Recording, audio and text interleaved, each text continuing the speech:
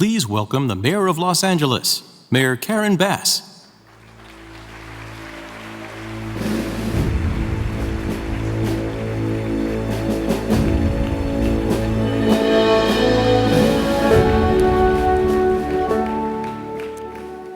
Good evening, everyone. 1 year ago, our world changed at the hands of a horrific terrorist attack in Israel.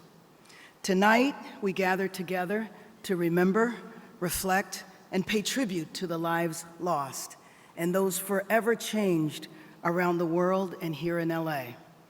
I recently visited the Nova exhibit in Culver City, which shows the tragedy of that day in heartbreaking detail. But the stories of what happened must be told, and I thank the community and all those involved in the curation of the exhibit and for bringing it here to LA.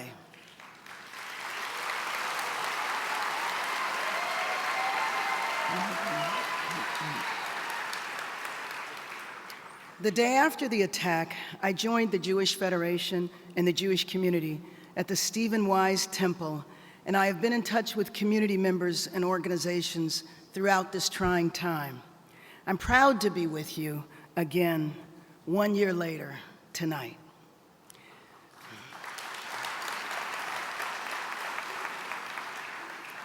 We must continue our prayers for safety and peace.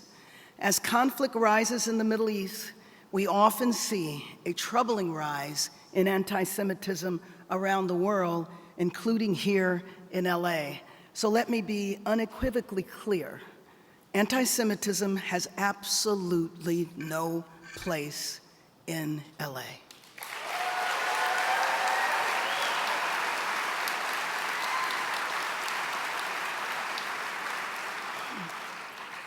I've been working closely with LAPD and Chief Dominic Choi, and I know he believes that as well. And last week, I was proud to appoint our new chief of the Los Angeles Police Department, Jim McDonald.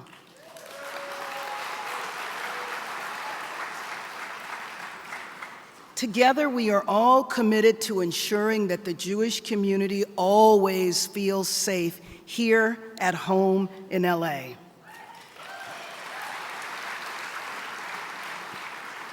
At a time when you may feel frightened, alone, and afraid, we stand with you. Here in Los Angeles, we stand together. Tonight, I and those here grieve with you, reflect with you, and offer you our support as Angelenos and as Americans. May the memories of those lost be a blessing. Thank you. Ladies and gentlemen, please rise for the United States National Anthem, performed by cantor Alicia Pierce of Temple of the Arts.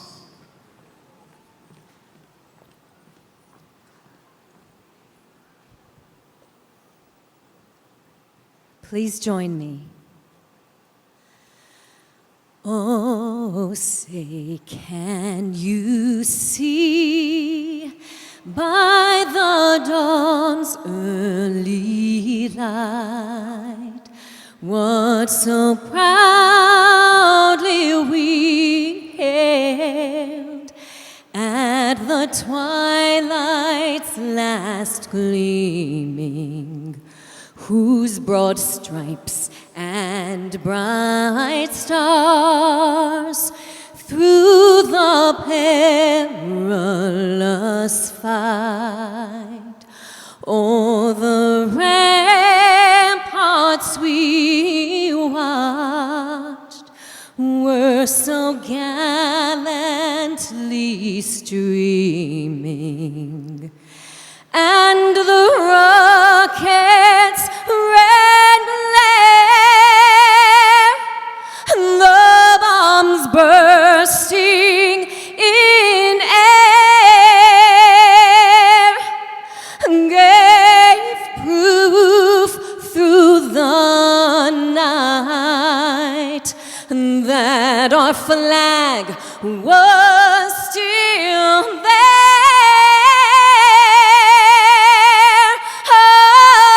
Oh, say does that star-spangled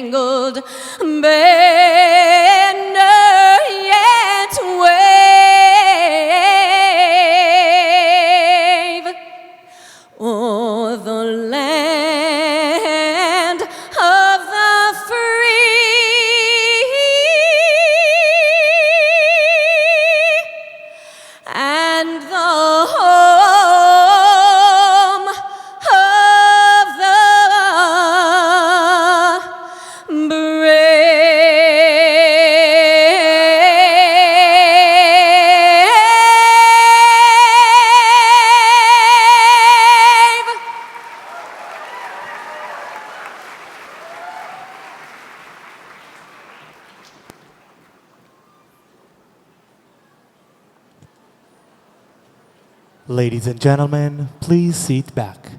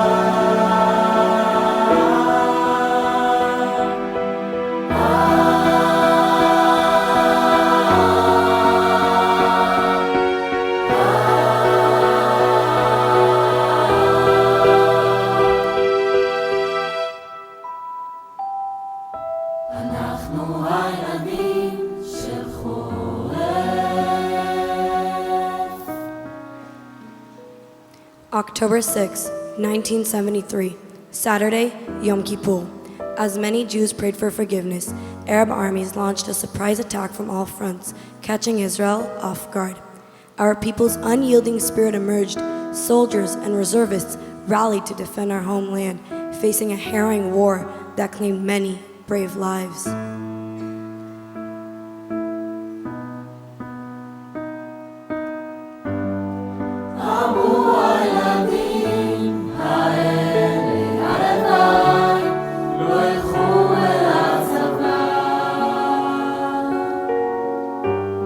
On the morning of October 7, 2023, what should have been a joyous Simchat Torah day became a day of profound darkness and indescribable sorrow for the state of Israel. In southern Israel, a ruthless terrorist attack invaded the homes of innocent Israeli citizens. Among those who fell victim to this unspeakable tragedy were women, children, elderly, and even helpless infants peacefully sleeping in their beds. Their lives were tragically and brutally taken away from them. Their hopes and their dreams were snuffed out of an act of violence that has left a scar on our hearts and our nation.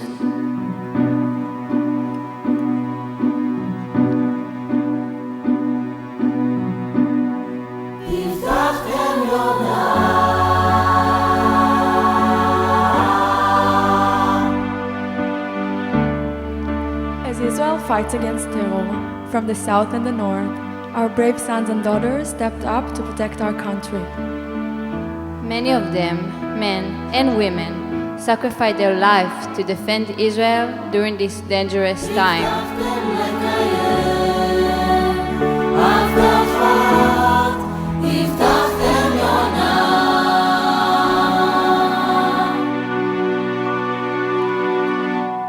On that same tragic day, 223 innocent civilians fell victim into a cruel fate, kidnapped and forcibly taken as hostages into the Gaza Strip. 30 of them are young kids and babies, and until that moment, 101 are held hostage by a terror organization.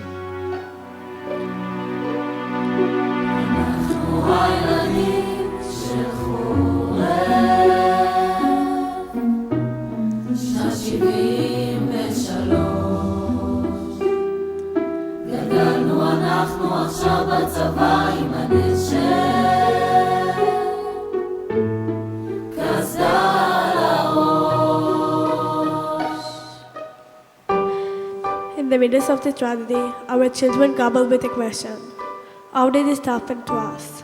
How could they stop the nightmare? How could they forget those horrible moments? And how could they ever go back to being a kid again?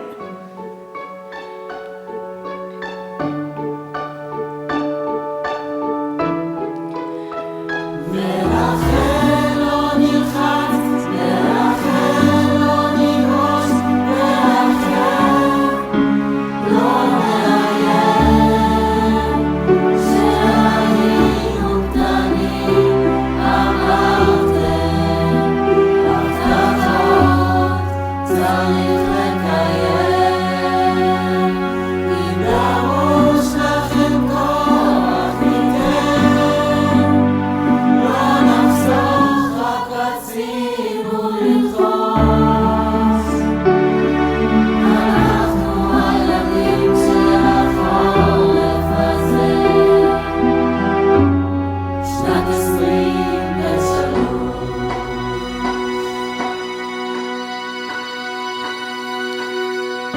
year 2024, a horrifying reality persists.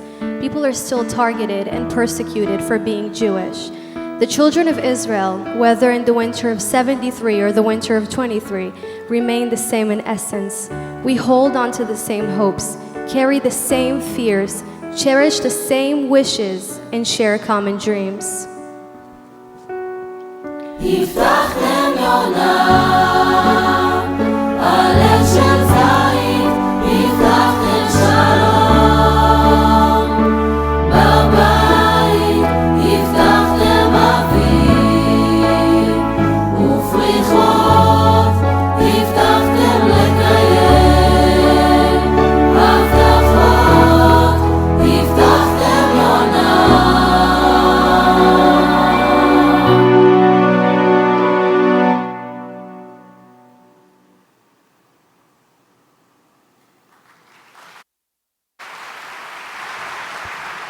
Please welcome the Master of Ceremonies, Moran Atias.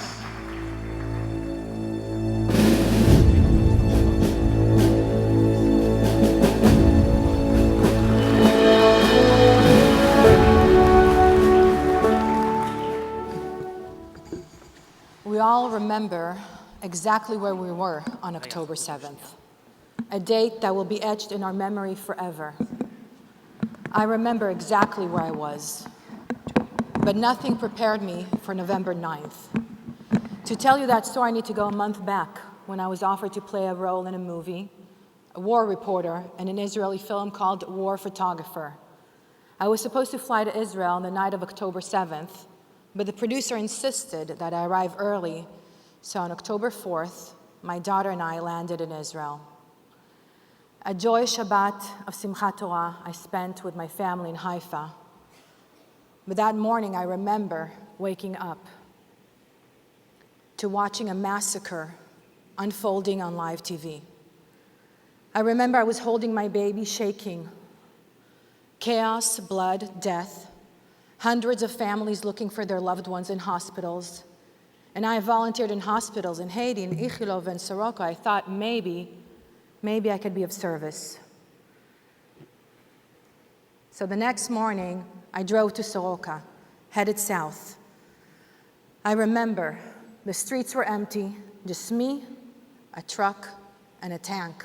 And on the other side, lines and lines of cars. And I remember people's faces, terrorized, a horror film.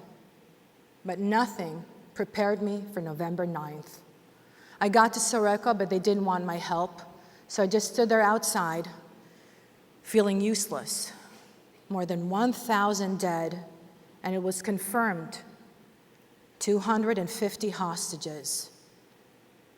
But they weren't just numbers. They are people with faces, homes, and dreams. If the world could only see their homes, their families, it will awaken any heart. Maybe this can help bring the hostages back. My first film was at Noah Argamani's home. I remember Noah's parents, Jacob and Leora, telling me how much Noah loves music, and Leora spoke about her joy for life. But nothing could have prepared me for November 9th. I remember the home of Bar Kupelstein, the home of Yehudit, Ra'anan, the Katz's family, Doron's, and Sasha's, who are still held in Gaza.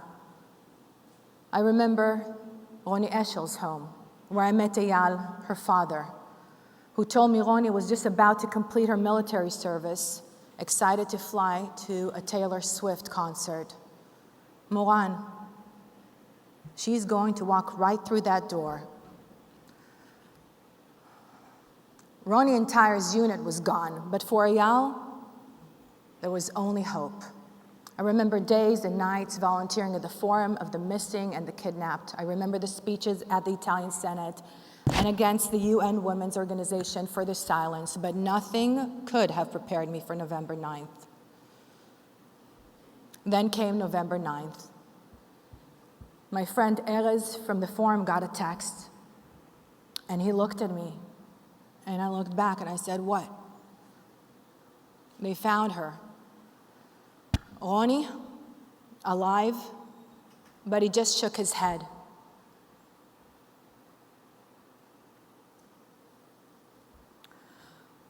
I couldn't breathe. I had to leave and go to see Eyal. I just drove for 40 minutes, and I just couldn't stop crying. I had so much hope. I had imagined that moment that Roni would come right through that door and give her father a hug. I begged God to help me stop crying, but I just couldn't stop the tears. And there he was, Eyal, so kind, welcoming me, offering me a hug. I will always remember that hug. In his most painful loss, he chose love. I never made that film or photographer, and we lived a real war, but the movies we made weren't about war. They were about love, a love that I grew deeper for my people. I am forever grateful that Aviv, the producer, insisted I arrive early, because on October 7th, there's no other place in the world I'd rather be. Tonight, I remember how lucky I am that my daughter and I are alive, that I get to hug her. On October 7th, 1,200 lives were taken forever, and today, a year later, 101 are still held hostage by Hamas. We remember, so their memories live on within us, tonight and forever. Am Yisrael Chai, a vow in their memory to rise in unity. Now please welcome Rabbi David Baron, founding rabbi of the Temple of the Arts.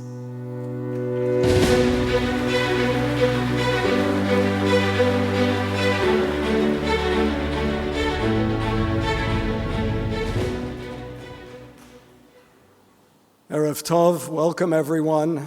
I'm Rabbi David Barron, founding rabbi of Temple of the Arts. We own and operate this beautiful Saban Theater, and we're honored to have all of you here tonight and to welcome you for a very special evening. Tonight is about unity, achdut above all else, that we are unified as a community, unified within our community and more broadly to our friends and neighbors who support us. You know, sometimes you can get a little depressed and despair, but we must not despair because we have jobs to do. Job one in Jewish tradition, nichum avelim, comforting the mourners. All of our families who've lost soldiers, who've lost those who were brutally, in a subhuman way, butchered on October 7th. We must not forget them, and we must comfort them. One of the greatest mitzvot is also pidyon shvuyim, redeeming the hostages. And we will do everything in our power to help bring the hostages home to their families and loved ones.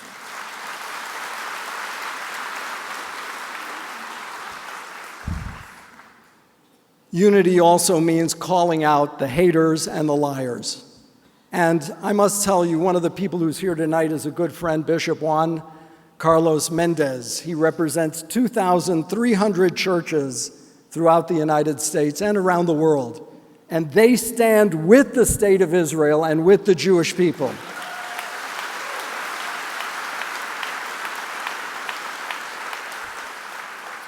The rioters and protesters get all the headlines, but my friends, survey after survey confirms that over 73% of Americans support Israel. And we must never forget that. So that means standing unafraid, unbowed, unified, to call out hatred, to call out evil as it exists, and also unafraid to call out the source of so much anti-Semitism, which is nothing less than radical Islam. And we must be willing to say that word.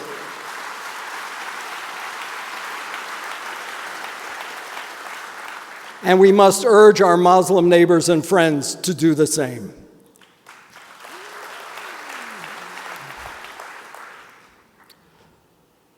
I came across a quote that really moved me today, and I don't know how these words came out of this woman's mouth. Her name is Sarit Zussman, and she spoke at the funeral of her son, a soldier who fell in Gaza. And she said the following, and I quote, Our story will have a good ending. Am Yisrael Chaim.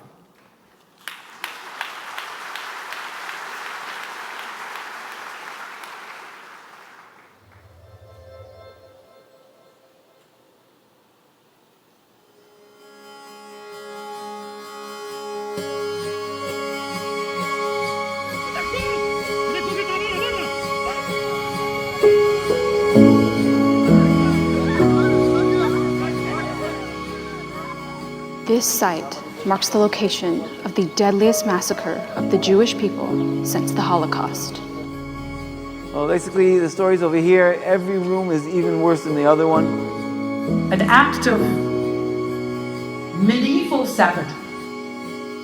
I saw things that I didn't imagine could be done to people.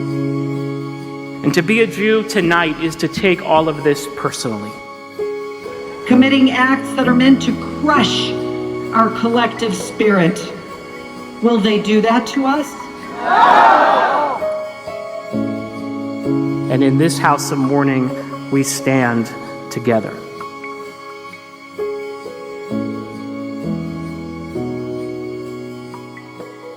Please welcome Rabbi Noah Farkas, President and CEO of Jewish Federation Los Angeles.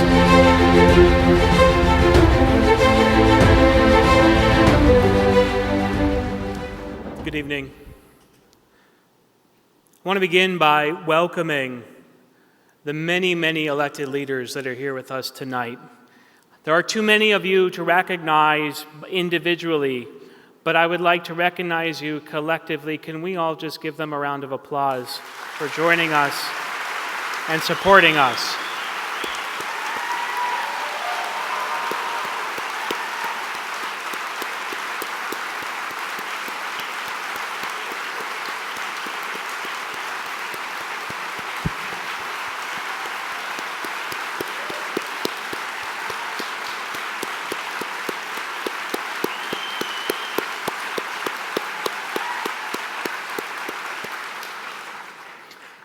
Just 1 year ago, I stood on a stage just like this, and as the video said, I welcomed these elected officials and others to a house of mourning. Tonight, I welcome you to a very different house. A house of people who still grieve. A house of people who still mourn. But a house of whose people a resolve, a strength, a resiliency like no other has shown itself. Our mettle has been tested, and we have prevailed. And I want to welcome you to a house of a people transformed, a world transformed. But more importantly, I want to welcome you to this place of hope, of resiliency, and strength that is the Jewish people.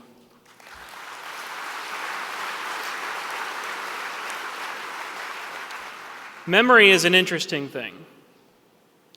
Memory, unlike history, acts more like an accordion. You can collapse it and go back in time, and you can expand it and go into the future. History cannot be rewritten, but memory can be relived. We as a people know this. Historically, our Torah, our 5 books of Moses, have told us over 100 times to remember. Remember the creation. Remember the Exodus. Remember Amalek. Remember what it means to be a stranger. Remember who we are. Memory is our secret power because it is the fuel that fuels us into the future. By remembering who we were, we remember who we are, and we can shape the world that is yet to be. And so tonight, Los Angeles remembers our dead. Los Angeles remembers our hostages in the dungeons and tunnels in Gaza. Los Angeles remembers our survivors and the tens of thousands of our friends and family who have been wounded and the tens of thousands of more who have been displaced. Los Angeles remembers the explosive anti-Semitism we have found in every crack of our society here in America. But most importantly, we remember how much as a Jewish community we love each other.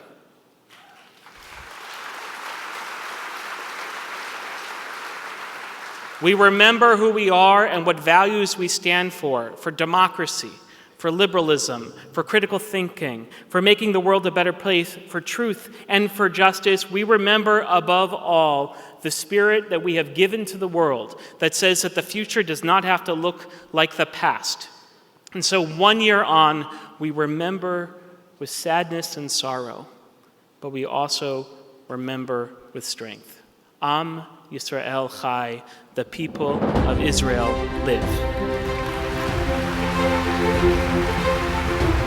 Please welcome Elan Carr, former United States Special Envoy for Combating Anti-Semitism and CEO of the Israeli-American Council.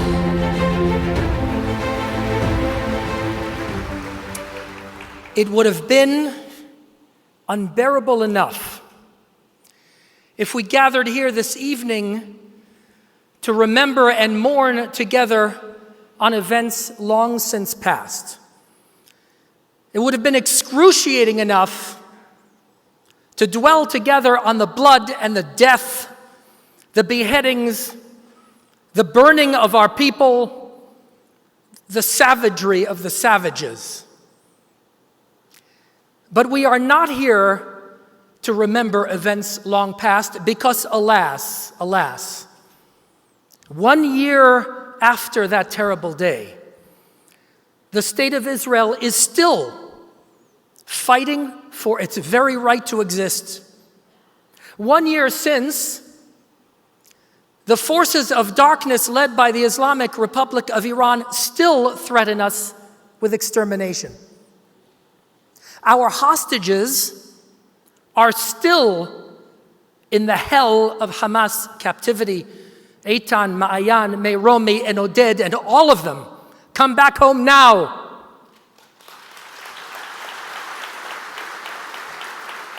One year since, our soldiers, our brave heroes of the IDF, are still endangering themselves every moment as we sit here today, and some of their parents are in the room, so that we can live and thrive.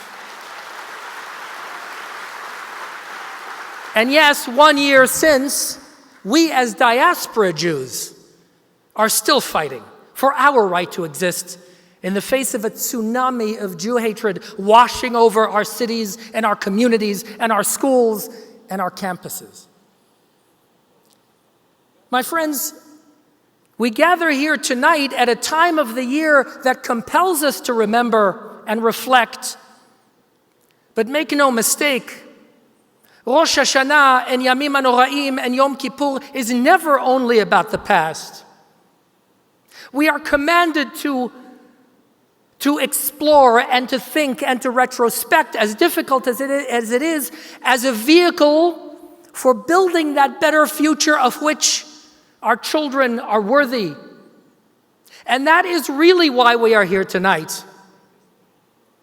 One bright moment from all of this hell is that somehow, out of the ash and the darkness, we found a modicum of Jewish unity.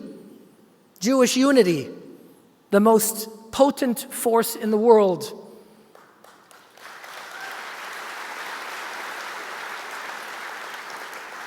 And so while we say, Tichle Shana v'kileloteha, may the year and its curses end, we look with hope. We look with hope to a new year and its blessings.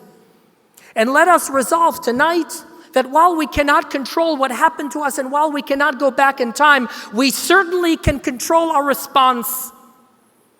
And let us stand shoulder to shoulder and arm in arm as we together resolve to fight, as we together resolve to win, as we resolve together to invest in our children so that they are proud Jews and so that they meet every challenge with pride. That's the answer.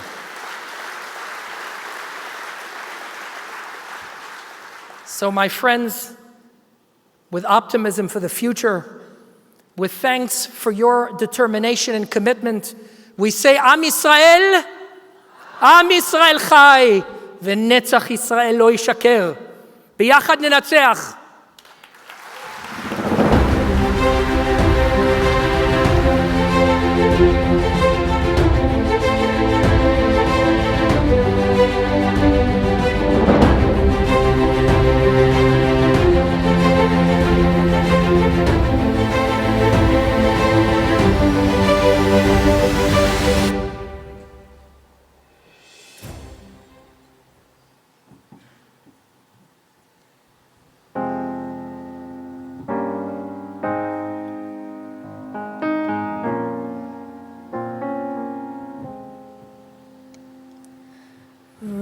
up my symphony, play with me, look into my eyes and see.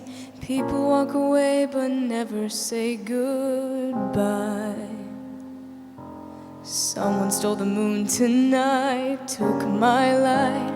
Everything is black and white. Who's the fool who told you boys don't cry? Hours and hours and powers. Life is no game, but it's ours while the time goes wild. Every day I'm losing my mind, holding on in this mysterious ride, dancing in the storm. I've got nothing to hide. Take it all and leave the world behind. Baby, promise me you'll hold me again. I'm still broken from this hurricane, this hurricane.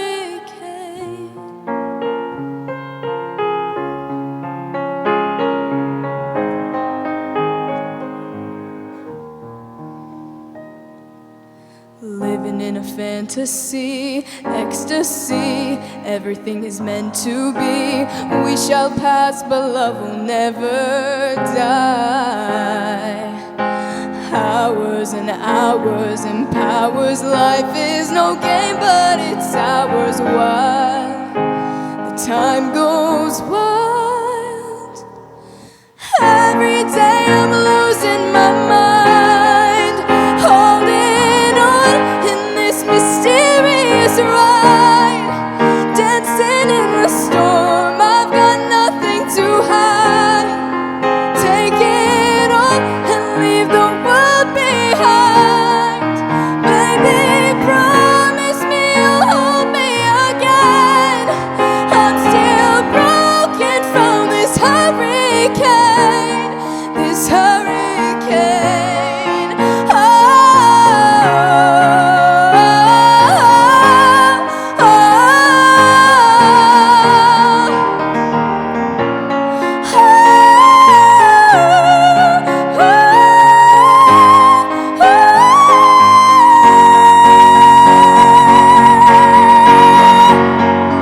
every day I'm losing my mind, holding on in this mysterious ride, dancing in the storm. I've got nothing to hide.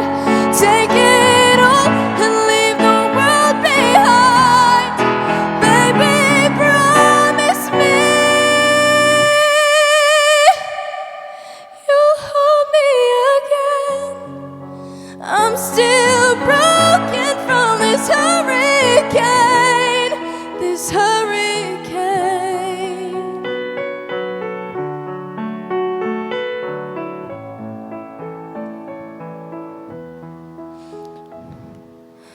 לא צריך מילים גדולות, רק תפילות, אפילו אם קשה לראות, תמיד אתה משאיר לי אור אחד קטן.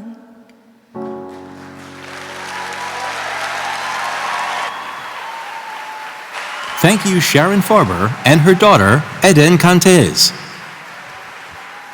Please welcome the Honorable Israel Bakar, Consul General of Israel to the Pacific Southwest.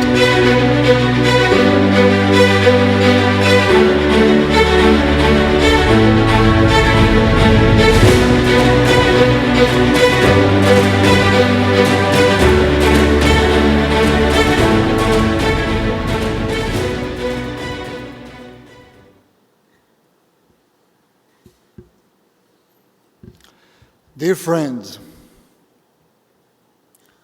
also I want to say to everybody here that the Consular Corps came to be with us tonight, and they're sitting here from many different nationalities.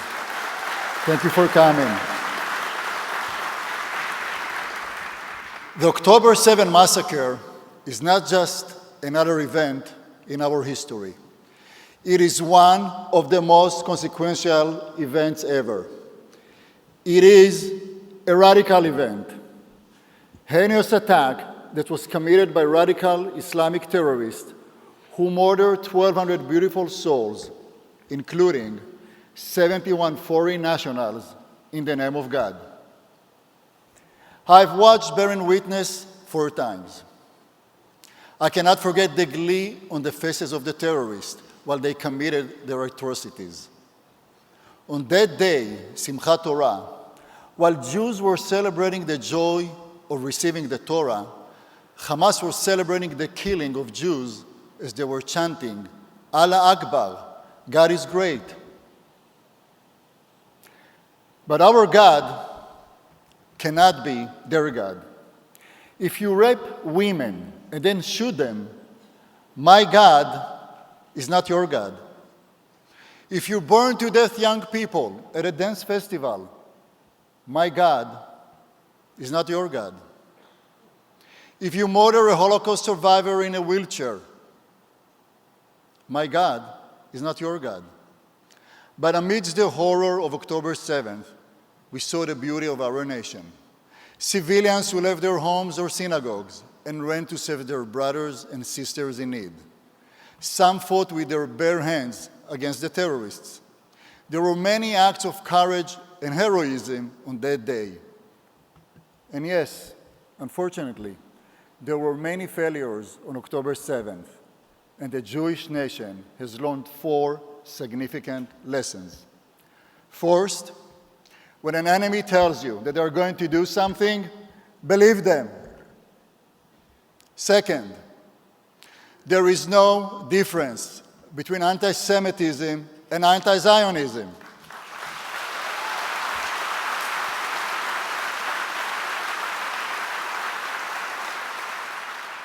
The poisonous Jew hatred on October 7th is the same toxic fuel that has been igniting anti-Semitic wars against Jews for centuries. Third, this war is not about politics or territory. The purpose of October 7th was to kill Jews, not because of statehood, but because of peoplehood. And fourth, containment strategy with terrorists by Western democracies is doomed to fail.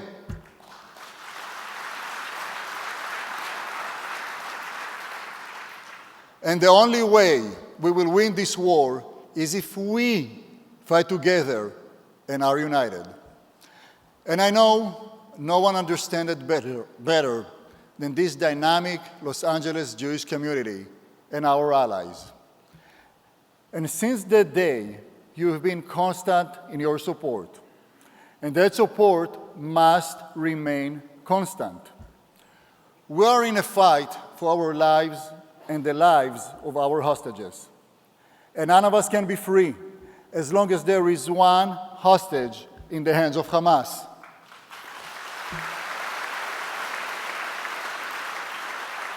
We will bring them home. We must bring them home.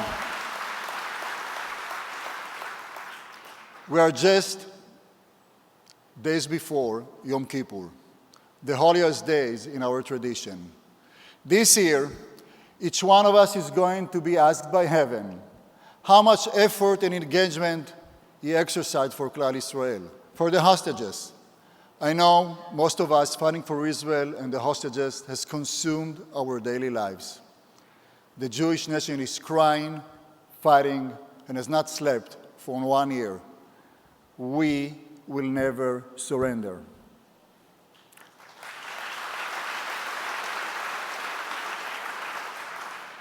My dear brothers and sisters, never forget, we are bound by a shared destiny.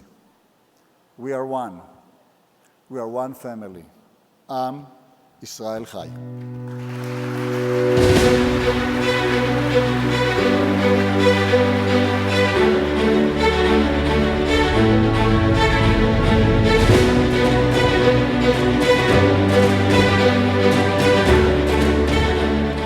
Our faith asks us to light candles, to lift the neshamot of the fallen.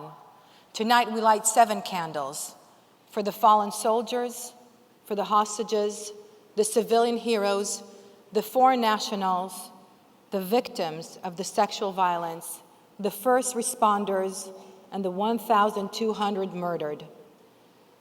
Tonight, together with the entire Los Angeles community, their light will be remembered forever. A light for the fallen soldiers. Sergeant First Class Yosef Michaeli Gedalia, Malachi Gedalia, 22 years old, served in the Duvdevan Special Forces Unit. The moment he learned of Hamas's attack, without having yet received any official orders, Yosef and 3 other soldiers headed straight to the kibbutz of Kfar Aza to defend their community. They went home after home, rescuing civilians and saving lives, until Hamas terrorists fired an RPG at their vehicle, followed by a series of grenades. Yosef yelled, "Incoming grenade," to his fellow soldiers. Those were his final words, before being shot to death. Yosef was one of the first soldiers killed on October 7th. He is survived by his wife, parents, and 6 siblings. Kfar Aza was my kibbutz. When I saw Kfar Aza last time, more than 50 years ago, I did not imagine that next time I would see it was last month when Debbie and I went there, witnessing the devastation. Thank you, Yosef, Malachi, Gedalia. Thank you. Thank you, Yosef, and the more than 700 brave, fallen IDF soldiers who made the ultimate sacrifice. Their courage defends our Jewish state of Israel. We light this candle. May their memories be for a blessing.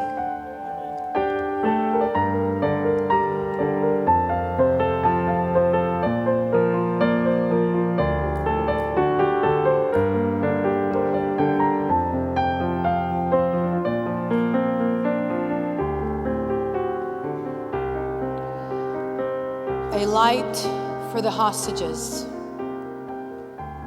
Hirsch Goldberg Polin, a funny, curious, kind, and selfless California native, Israeli-American, 23 years old boy.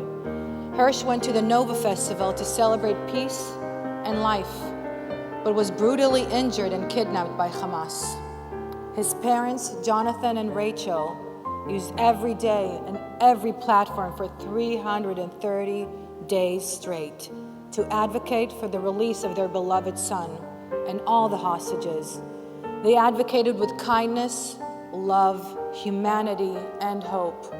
Hirsch had become our friend, our brother, our son.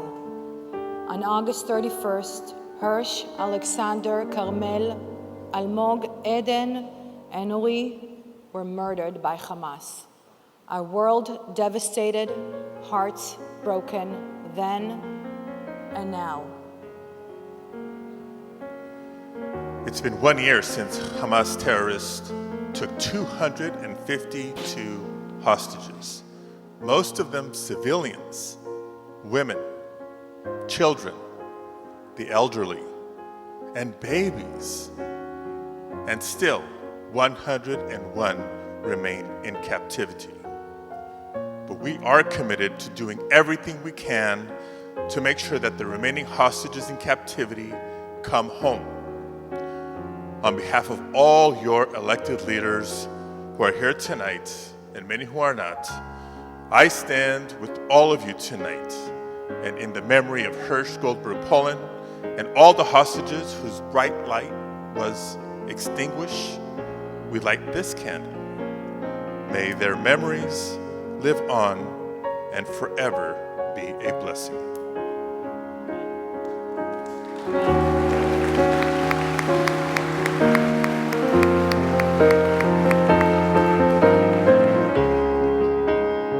A light for the civilian heroes. Ben Shimoni was a passionate music lover with a kind heart and a gentle spirit. He went to the Nova Music Festival and at 6:29 a.m., Ben transformed from an ordinary citizen into an extraordinary hero. He fled the terrorist attack with 4 strangers in his car, whom he drove to safety. Despite their pleas to stay, he returned to save others. On a second trip, he saved 5 more people. Despite their pleas to stay, he returned yet again to save more, but this time was ambushed and met his own unfortunate death. He was 31 when he died. Ben saved 9 lives, and his selfless actions cemented his legacy as a hero. There are many stories like Ben's, extraordinary acts of heroism by those making the ultimate sacrifice, their lives, to protect and save others. We light this candle in honor of all the civilian heroes who will forever be remembered for their bravery and their selflessness. May their legacy shine on brightly and live in our hearts forever.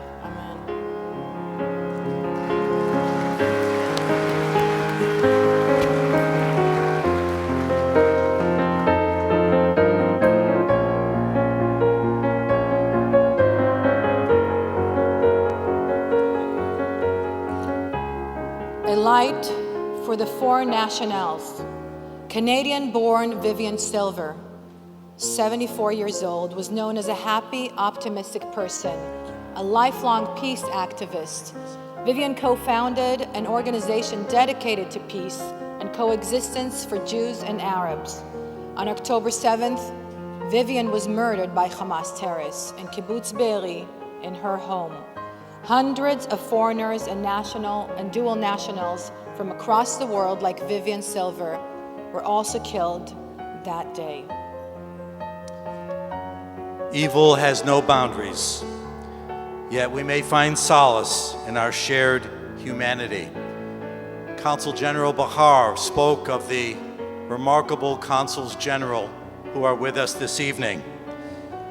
They are from Argentina, Austria, the United Kingdom, Bulgaria, France, Germany, Hungary, Ireland, Italy, Japan, Lithuania, Poland, Romania, and Spain. Dear friends, would you please rise?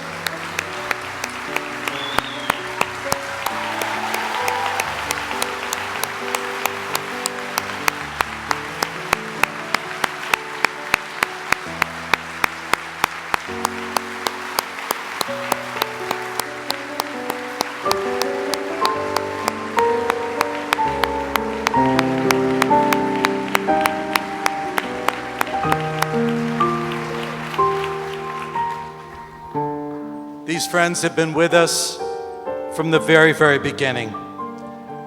Tonight, we light this candle in memory of Vivian Silver and the hundreds of innocent foreign nationals and dual citizens who were murdered on October 7th.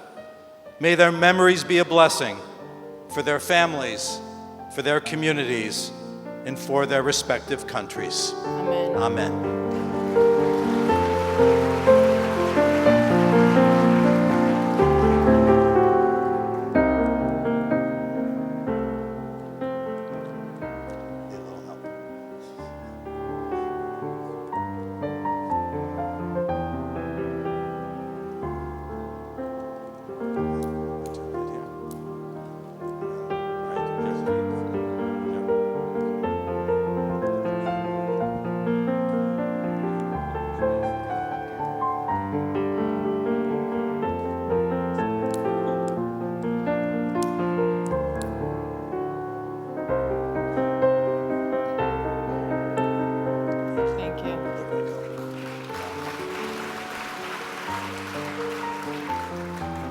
A light for women and victims of sexual violence. Amit Susanna was held hostage by Hamas for 55 days. When she was freed, she was the first female hostage to speak out publicly about the horrific sexual abuse she endured at the hands of Hamas. She bravely told the New York Times her harrowing testimony, challenging the world's, if I may say, disgusting denial, and continues to do this till this day. Countless innocent women and girls endured horrific acts of sexual violence, body mutilation, suffering unimaginable traumas. And most of these women were murdered immediately following such vile acts. We are here to be their voice.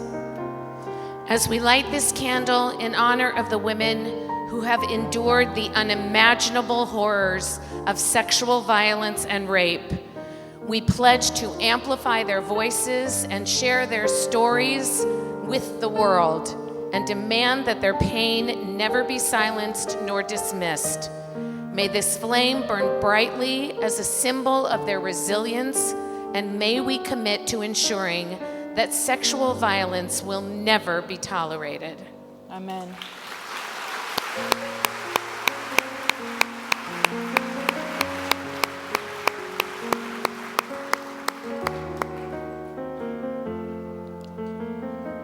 A light for the first responders and police.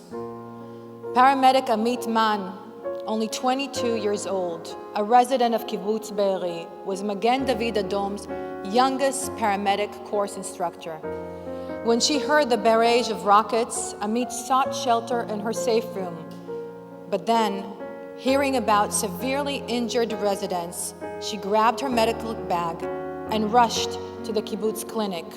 For hours, Amit had but one only goal in mind: saving the lives of the injured. While gunfire echoed around her, she worked tirelessly to stabilize each victim and provide life-saving medical care.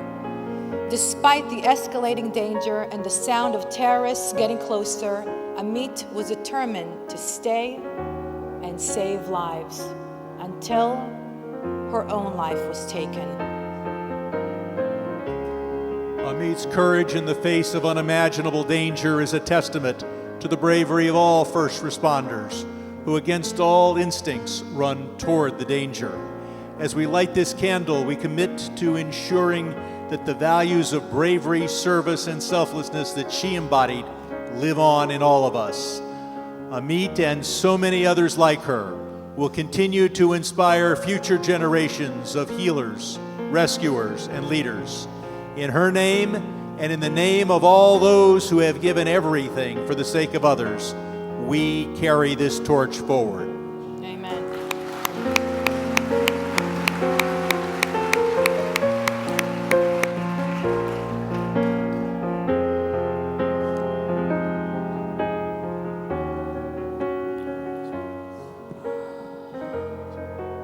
And our last light is for the 1,200 murdered. October 7th marks the deadliest attack against the Jewish people since the Holocaust. Over 1,200 innocent lives. Families shattered, communities devastated, and the world was left to grapple with pure evil.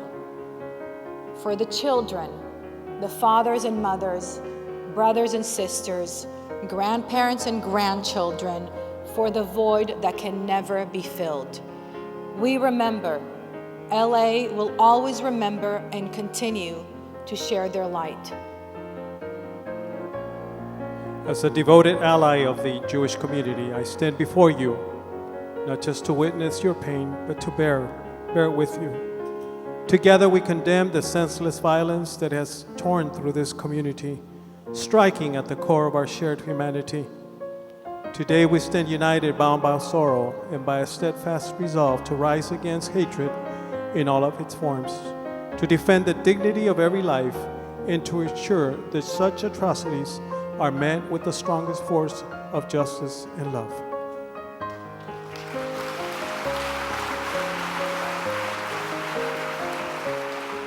On behalf of this spiritual community that will be coming forward, there's a large gathering of rabbis and cantors. On behalf of all of you, we stand together to light this final candle in the memory of more than 1,200 lives taken on October 7th.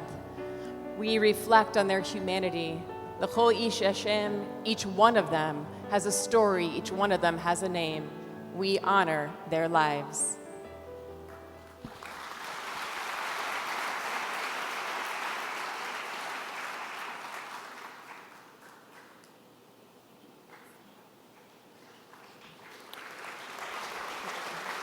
Thank you. Thank you. To honor the memory of all those who perished, we look to our community of rabbis to lead us in the Kaddish prayer. Please rise and hold up your candles as we recite this blessing to heal our hearts and dedicate our prayers to the memory of all of them.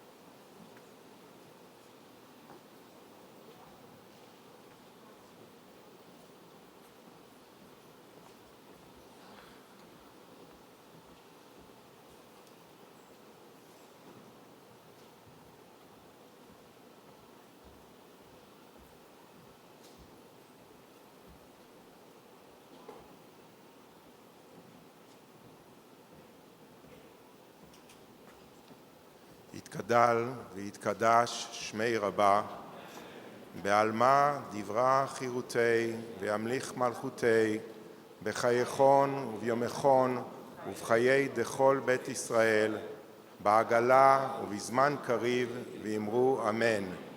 יהא שמי רבה מבורך לעולם ולמי עולמיה. יתברך וישתבח ויתפאר ויתרומם ויתנשא, ויתהדר ויתעלה ויתהלל שמי דקודשה בריחו. לעילה ולעילה מן כל ברכתה ושירתה, תושבחתה ונחמתה, דאמירן בעלמא ואמרו אמן. יהא שלמה רבה מן שמיה, וחיים עלינו ועל כל ישראל, ואמרו אמן. עושה השלום במרומיו, הוא יעשה שלום עלינו ועל כל ישראל ועל כל יושבי תבל, ואמרו אמן.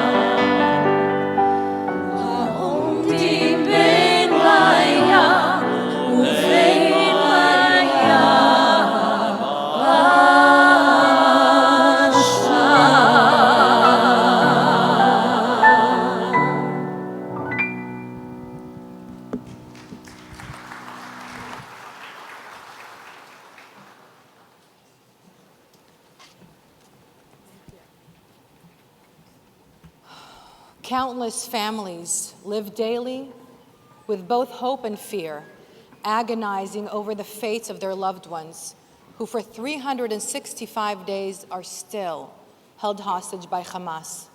Maayan Snapil, granddaughter of Yocheved Lifshitz, was freed from captivity, but her grandfather, dead, is still held hostage. Maayan has bravely transformed her pain into action, raising awareness not only for her grandparents, but for all the hostages. Please welcome to the stage Maayan Snapil.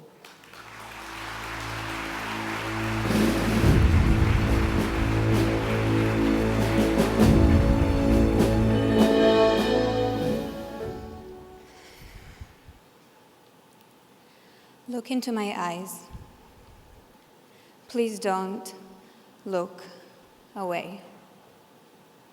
Share with me this moment of truth, a moment of togetherness in such lonely times. We are all here because we care and understand that something needs to happen soon. 4 days ago, I had a birthday. Just as much as I could not have imagined a massacre happening a few days after my birthday last year, I could not believe the hostages are not back with us 1 year after. It's been a difficult year for me and for all of us. On October 7th, my grandparents, Oded and Yocheved Lifshitz, were kidnapped from their home in Kibbutz Nir Oz, a small community of just 400 people, where 1 in 4 was either kidnapped or brutally murdered that day. My grandmother, Yocheved, was taken on the back of a motorbike, 1 terrorist at the front, 1 at the back behind her. Her eyes were fixed towards Gaza, as her home burned in flames behind her. She didn't see the flames as they consumed everything she had built. The last thing she saw was her husband, my grandfather Oded, collapsing from a gunshot wound, trying to stop the bleeding with a towel. She told us he had died, and she shared that heartbreaking news with us in the hospital when she miraculously came back from captivity. But that was not the end of the story. Another hostage from Nir Oz, who was released after about 50 days, told us that my grandfather was, in fact, alive. He survived the 7th. She was with him while she was in captivity. He is wounded, yes, but he's still alive. He doesn't know his wife has been released. He is worried about her, and she for him, but both of them alive and separated by an unimaginable distance. Alive. That word takes on a new meaning when so many lives have been lost. Do you feel alive right here in this moment? No child in the world should ever fear he might be kidnapped. No woman in the world should be scared to be taken away from her home to a foreign land and be raped. No man in the world should fear he'll be taken into captivity in the tunnel and fear he will never see daylight again. No one, nowhere, from that moment on. Every time I speak about October 7th, I ask myself, what do I really want to say to you? You who choose to be here, to listen, to be present, and to support us. What can I say that will help us bring every hostage home and help us grow, learn, and heal from what happened? I truly believe that good things happen when we come together, when we bring love, light, and gratitude into the room. Whether you believe God, the universe, or any other force that connects all of us, it's allowing us to make a choice that is one of the hardest challenges for people who were so severely hurt. Will we choose anger, war, hate, and pain? Or will we choose love, peace, and kindness? Are we brave enough to choose light despite the circumstances? Will we find the courage to stand together and be there for each other, even when there are different opinions? It just might be one of our greatest lessons after such dark times, but there is still hope. And you, the Jewish communities around the world, demonstrate the unity of our people in the most beautiful way. You have been an unimaginable source of support the past year. I want to briefly take you back to October 7th through my family's eyes. It began with rockets, unfortunately nothing unusual at first. My grandparents' bedroom also served as their shelter, so they're simply used to it. But soon something felt off. In the last conversation with us before he was kidnapped, Oded, my grandfather, said that he thinks that he hears Arabic right outside the door. From that moment, we lost all contact with both of my grandparents. For weeks, they were considered missing, a title that was given to those who there was no evidence about what happened to them. Kibbutz Nir Oz was evacuated to a hotel, and people whispered about who had been found, who had been killed, but no one seen my grandparents. They were simply missing. Then, one day, we read in Al Jazeera, an Arabic newspaper, that Hamas wants to release Yocheved Lifshitz and Nurit Cooper. 3 days of uncertainty followed until we got the final news, 3 hours before she arrived, that my grandmother was in fact coming home. Most of the family was in Eilat, so the army sent a helicopter to bring them to Tel Aviv. I got to the hospital before she arrived. She was frail, in a wheelchair, without her glasses. There was a very powerful moment when she looked across the room at me, squinting to recognize me. She kept her eyes on me until she asked, "Name?" And I said, "Mayan." She began to cry and said I came to her in her dreams all the time. That was the moment that reality hit. When the rest of the family arrived, she shared the story of her abduction with us.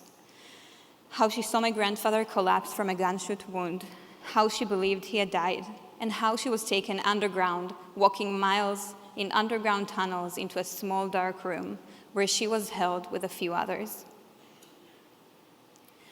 Unfortunately, some of them had recently returned back to Israel, this time not alive. When she was told she would be released, it was just as much a surprise to her as it was to us. Even though today is a difficult day, and some of us have lost trust or hope, I have not lost trust in you. And you are the ones that give me hope. You. You that cared enough to help my brother come back to Israel on October 7th because he was traveling in Australia and there were no flights available. You who sent supplies, food, money for so many different causes throughout the year.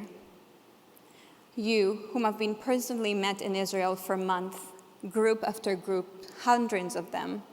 People who come to simply show how much they care. You who host me with an open heart and an open hand while I'm here in the US, helping me do the one thing God told me I need to do when I speak to you. Bring them hope so that we will have a better world to bring them home to.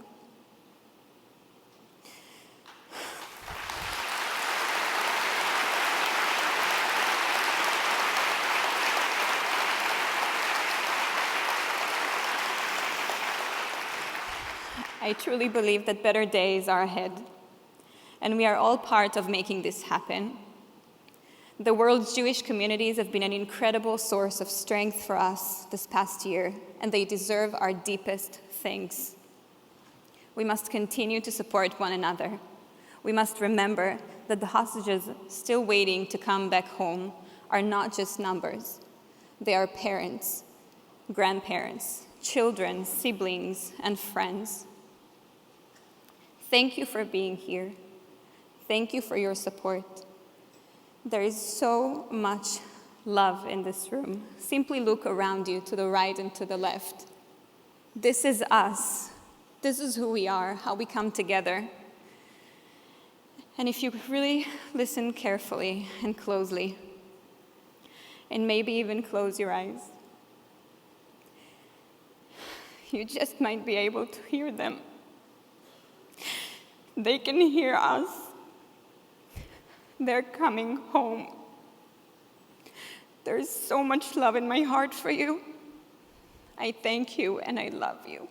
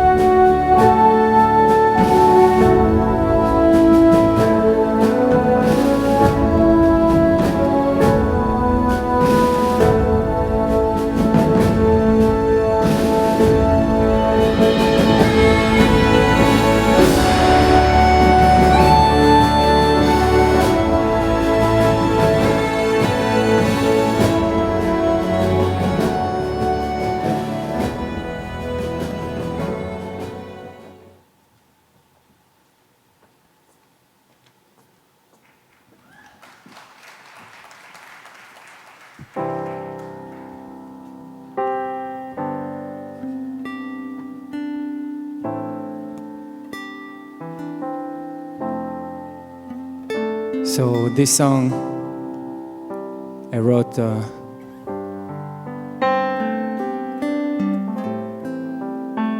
when I was on duty. Reserve. And it's all about the hostages.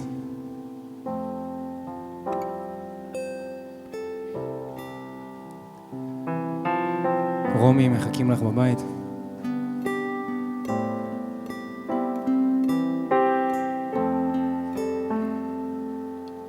אבא קום כבר אבא תתעורר,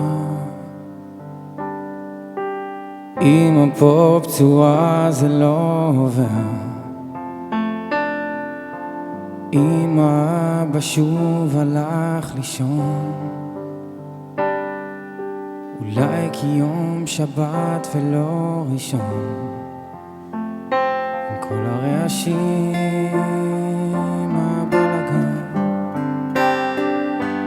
ואין טעם, הכל סתם, תחזירו לי אותו עכשיו הביתה.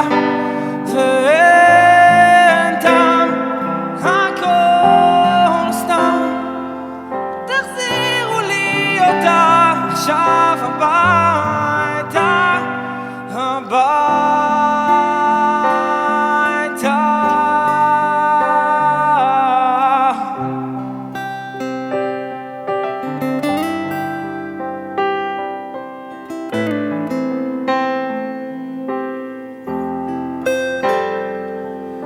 הכל חשוך עכשיו כיבוי אור, אולי ליום יומיים לפחות, כי בין ייאוש תקווה יש לי חלום, כשכל זה ייגמר אוכל לנשום, בין כל הרעשים הבלגן. ואין טעם, הכל סתם, תחזירו לי אותו עכשיו הביתה. ואין טעם, הכל סתם, תחזירו לי אותה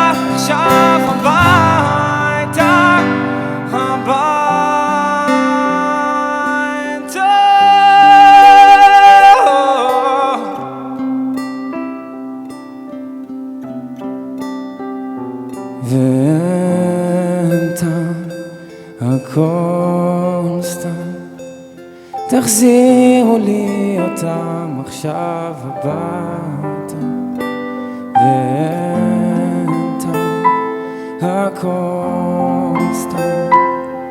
תחזירו לי אותם עכשיו הביתה, הביתה.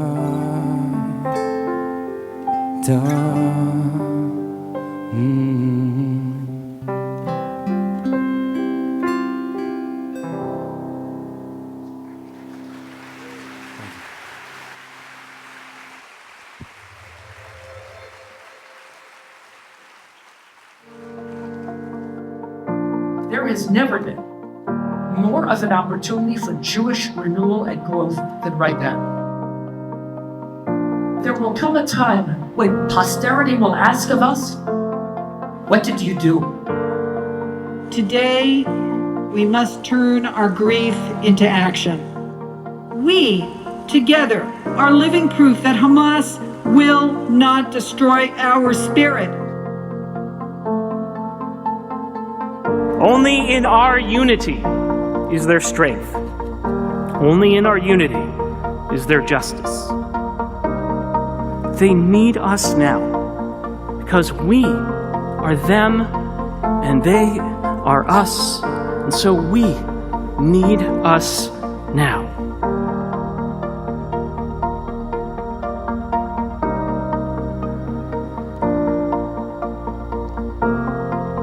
I'd like to also thank the incredible Raviv Kaner for that beautiful song. Thank you.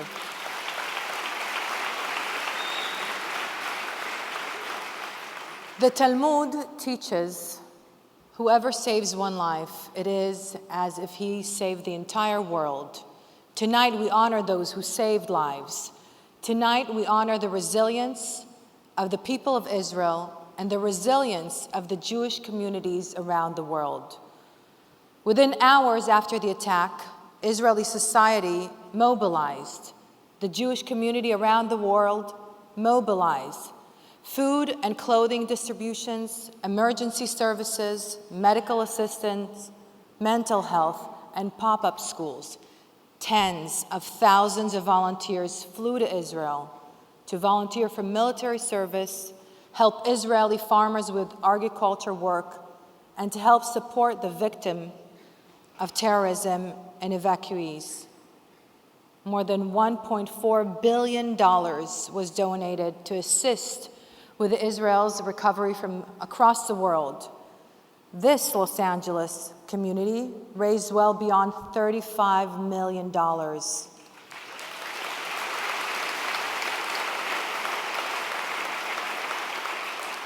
The resilience to help one another. You should all be so proud of yourselves. Many risking lives, many risking their own lives, like Yaniv Kestenbaum, whose singular actions and individual heroism helped to save his entire kibbutz, as well as the neighboring one. We are so honored to have a hero with us tonight, Yaniv Kestenbaum.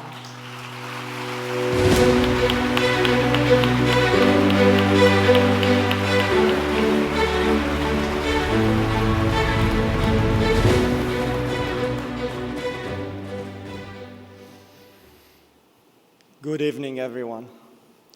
I'm Yaniv Kestenbaum, the security chief of Kibbutz Or HaNer, located less than 3 kilometers from Gaza.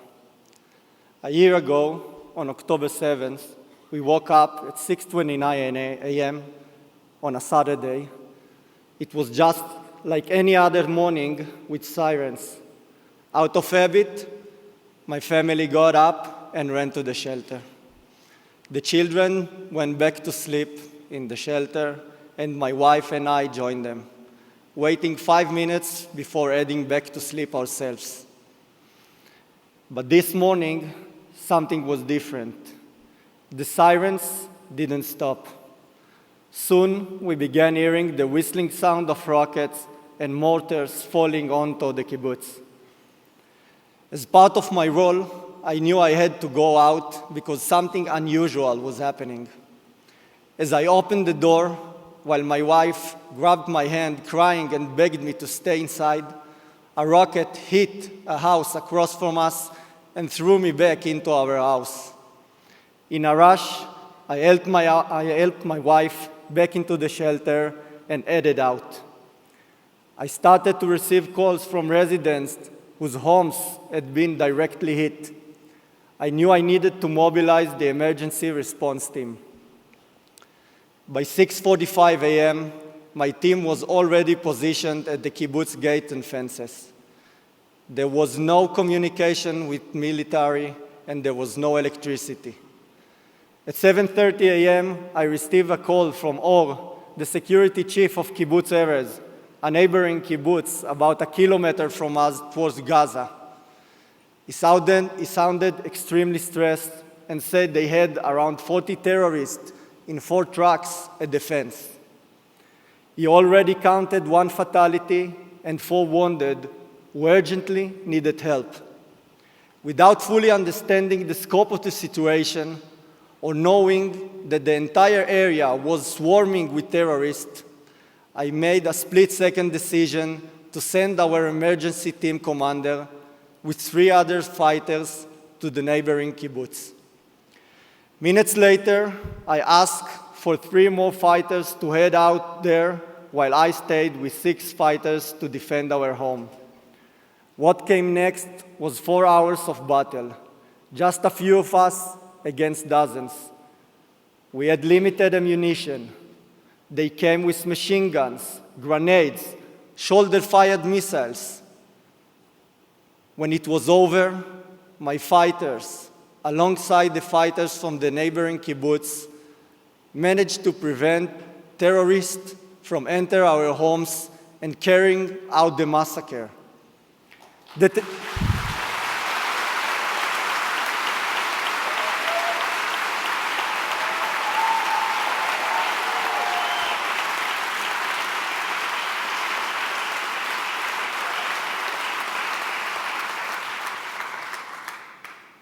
That entire day, we remained alone, without outside help.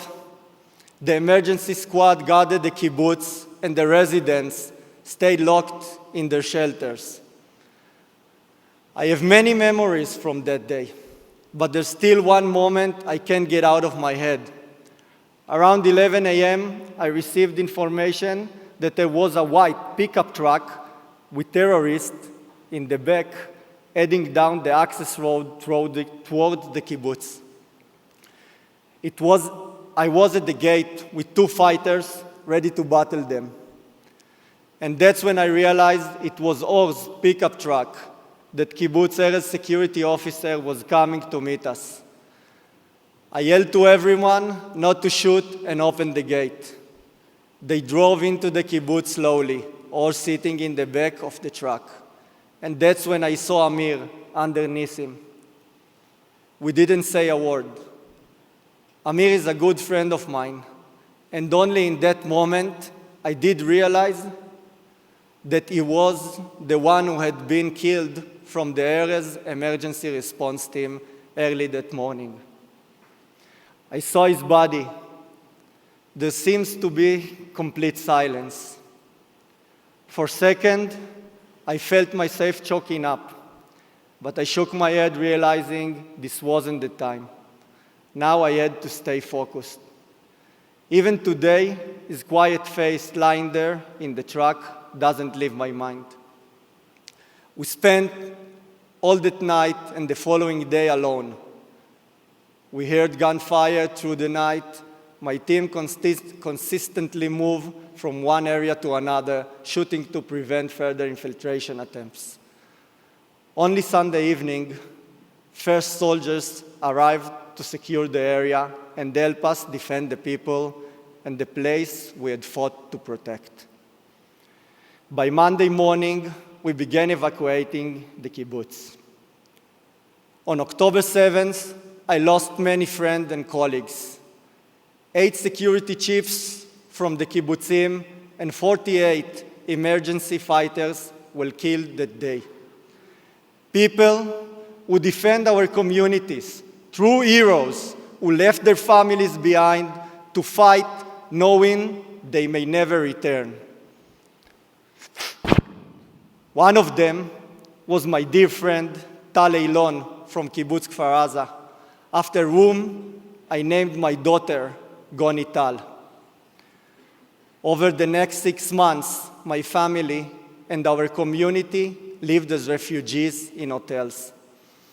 I stayed in the kibbutz with the emergency team, and my wife, Adi, who is the true hero, traveled across the country with our 2 sons and a baby on the way. My children, who had lived for a half year away from home and without their father, were on the verge of breaking down. A month after our baby daughter's birth, my family, along with our entire community, decided to return home. We were ready. The Oraner community, my community, was first to return to the region. Today, most of the communities have returned, and together we are rebuilding our strength and resilience.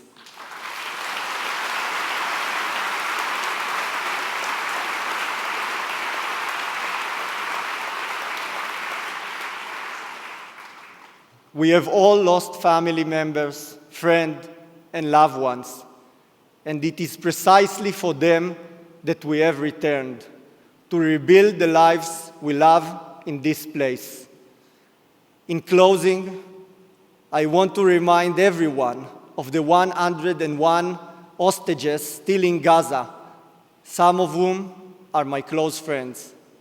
We must not forget them, and we must bring them back now.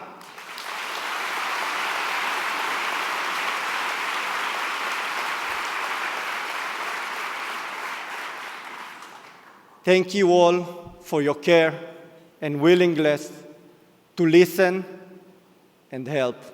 Thank you.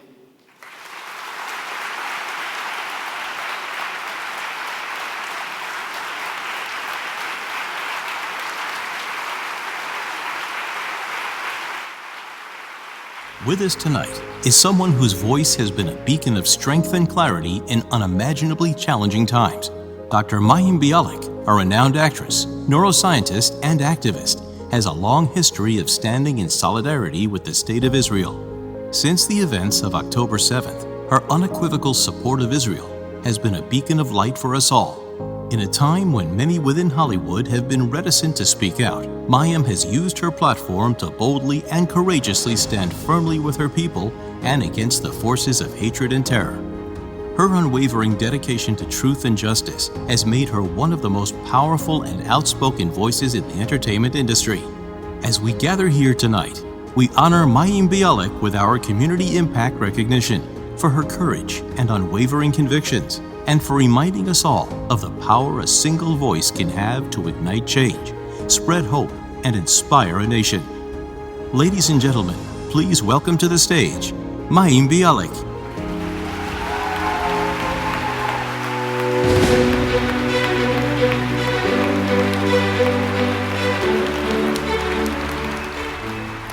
Thank you. Thank you very much.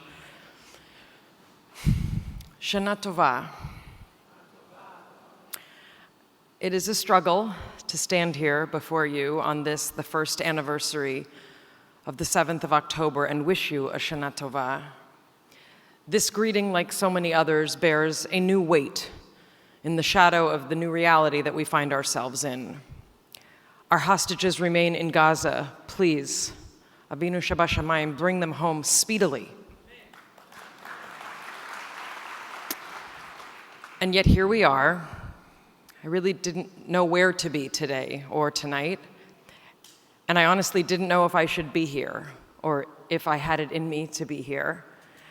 I, like so many of us, live with a terror and an anxiety since October 7th that seems to not allow me to have a place where I can truly feel settled or happy or whole.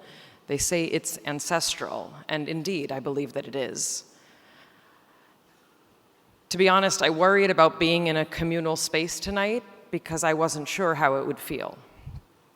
My communication with the outside world has largely been from behind a cell phone, behind a camera, behind my writing, and largely behind closed doors. And as a public person, it is certainly challenging to be among people who feel they know you and who love you, but in most cases, you don't know them, and I often do feel I stand alone in my industry. But I'm very, very grateful to be here, very grateful.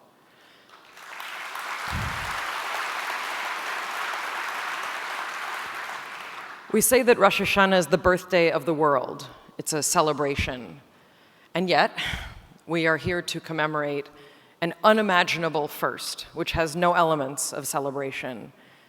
And in fact, for many of us, this entire year has been one lacking the capacity for celebration in its purest form. We've all celebrated someone's birthday this year, or an anniversary perhaps. For those of us whose children graduated from high school this year, it was thrilling as we ushered our children into a new identity and a fantastic life full of hope and promise. But even at those times, I know I'm not alone in that it was hard to celebrate fully. There was a part of me here, and I could be joyful at times, but also there was always a part of me there. Pictures captured so many moments this year, but before and after every event, every party, every celebration, I know what I was doing. I was scanning the news. I was looking for names of soldiers that I might be related to. I was reading op-ed after op-ed from every side of the tragic conversation that the world is having. Our tradition tells us that this is also the time of year when Adam and Eve were created. The first humans were born at this time of year, and there's something incredibly bitter about this right now. October 7th created a deeper experience of our otherness than most of us have experienced in our lifetimes. And the aftermath, the downstream effects of that day have rippled out into a sense of abandonment by many in the global community, an underscoring of the desire of so many of us to isolate, the cruel knowledge which many of us had hoped our grandparents were wrong about, that we have to take care of ourselves because we really don't know who else will.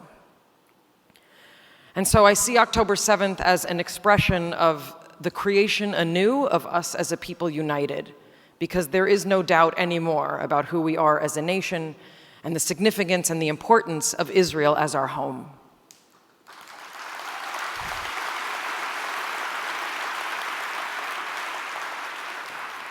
And in case the definition of Zionism is unclear, Israel is the historical, spiritual, metaphorical, and literal home of the Jewish people now and forever.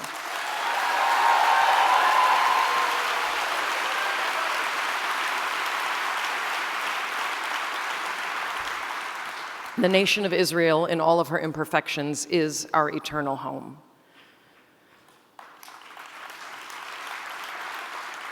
My presence on social media has drawn attention that I never imagined it would since October 7th. I see what I do there as really just an expression of the colossal cascade of grief, shock, fear, rage, and also love, camaraderie, faith, and compassion that so many of us are feeling. There is an enormous lack of understanding about Israel, about the Middle East, about the Jewish people, about terror, and about hope. I'm very grateful that I've been even a small part of defending the Jewish people, defending Israel, and defending our right, liot am chofshi be'artzenu, to be a free people in our homeland.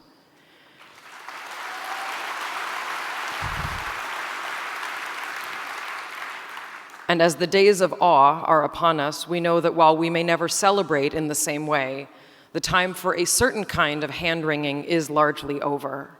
This is our new reality, and for those of us with family and friends in Israel right now, the reality is unfolding in terrifying ways every day. This new reality feels nightmarish on even the best of days.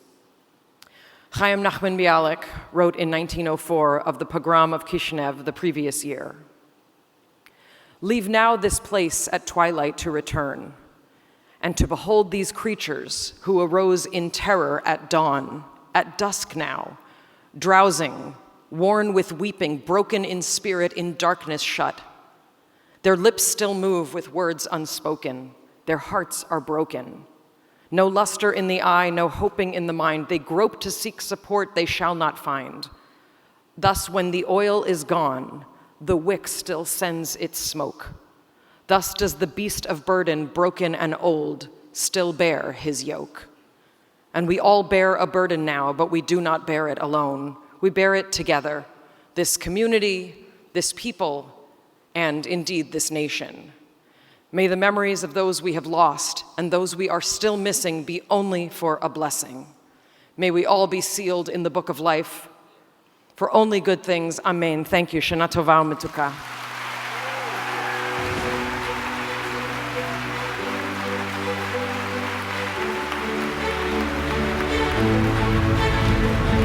Please welcome Roz Rothstein, CEO and co-founder of StandWithUs.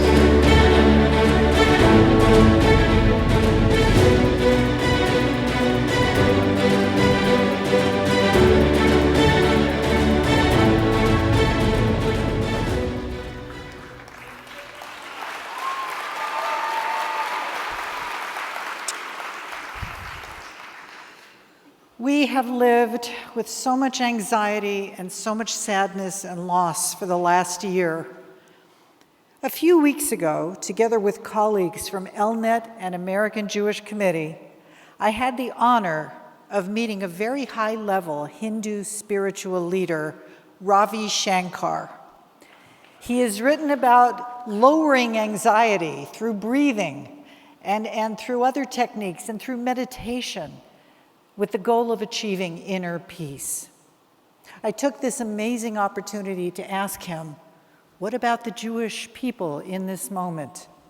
How can we possibly reduce our anxiety as we are painfully aware that Iran and its proxies seek our demise and Hamas is still holding our people in the dark, evil tunnels of Gaza? I asked him if he has guidance for the Jewish people in this difficult moment. And I will never, ever forget his response. He smiled and he said, "Tell your people that the universe has a way of correcting itself." So on this evening, with over 2,000 people in this room, and countless thousands of people watching us right now from cities around the world, I am delivering that message to you. With God's help, the universe has a way of correcting itself, but not without courage and not without resolve, and not without tremendous sacrifice and heroism. Jewish history is not only filled with our tragedies and our loss, it is also rich with heroes who have endangered themselves to save Jewish people who were at risk, like Moses, like King David, like the Maccabees, like Queen Esther, like Hannah Senesh, and like all the heroic resistance fighters throughout history who defended the Jewish people, and including on October 7th. We are alive at a time that we can witness the incredible heroism and ingenuity of one of the strongest armies in the world, the IDF.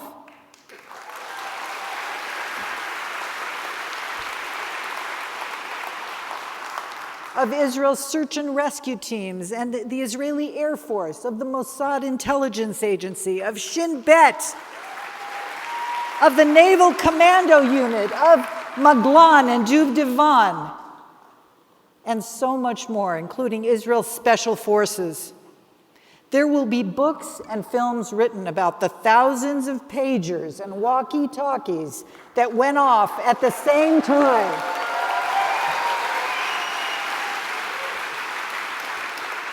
About the precision strikes against the terrorist leaders that we are witnessing all the time, the miracles, the creativity, and the heroism against all odds.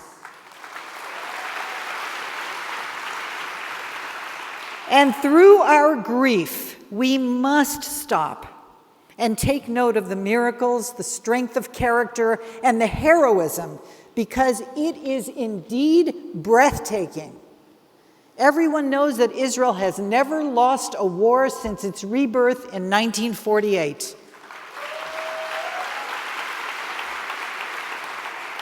And we are also deeply aware that Israel can never lose a war. And it is with that knowledge and determination that Israelis stand tall and strong and will continue to do everything to protect and defend the state of Israel and its citizens. As we usher in this new year, may the hostages come home to their families. May the soldiers come home safe. And may all those who've been injured, including civilians and soldiers, recover fully and quickly. And with God's help, may the universe correct itself and usher in a new Middle East.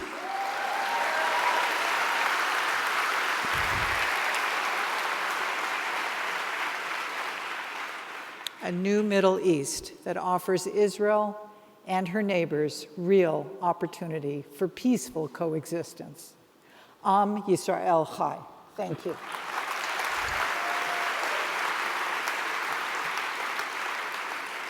And now I'm so proud to introduce one heroic reservist in the Israeli Special Forces.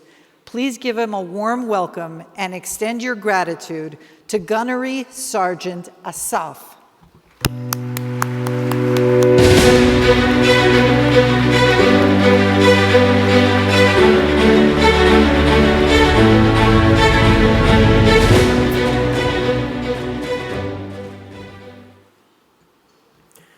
Good evening.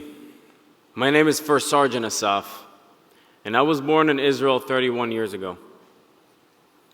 After completing my undergraduate studies in the United States, I returned home to join the IDF. That's when I took an oath to protect and serve my country and my people, wherever, whenever needed. I finished my active duty service and joined the reserve forces, just like everybody else. A year ago today, that oath and my duty was put to the ultimate test. On that unimaginable Shabbat morning, I woke up at my parents' house to a country under attack. Without a second thought, I grabbed what I could and headed to the front lines. Fortunately, I had my bulletproof vest, but no uniform. So I took my father's old uniform from the 1980s and left him my personal firearm, knowing the next attack could happen anywhere and I wouldn't be there to protect my family. I said my goodbyes, fully aware that it might be the last time I would ever see my family again. My father is a very tough Israeli man. I will never forget how strongly he hugged me that day. And my mom, as you could imagine, she reacted like any other mom would.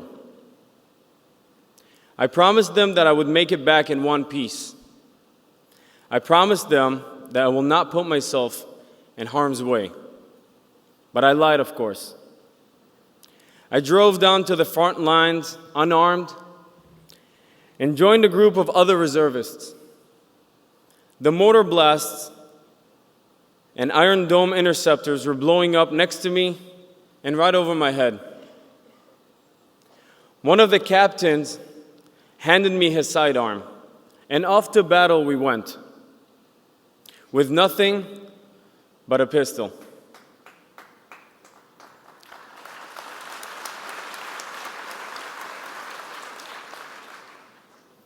Israel may have been caught off guard, but we are always ready to defend our people. My mind could not comprehend the experience, the sights, the smells, the sounds, and mainly the emotions. Thankfully, our training kicked in immediately. Even though it's been years, it was deeply engraved in my muscle memory.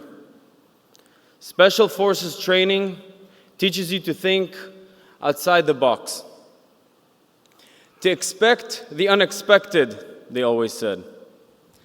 For the first time, I truly understood what that meant. We were trained to be resilient, to be resourceful, and to be comfortable with the unknown. Throughout my life, I've dedicated much time to understanding the complexities of war. I have a master's degree in Homeland Security and counterterrorism. Yet there's not a single book that describes what we had faced. Over 3,500 terrorists invading with heavy weaponry, mortars, bombs, RPGs, and AK-47s. What we lacked in weaponry, we made up for in determination, faith, and many, many brave hearts.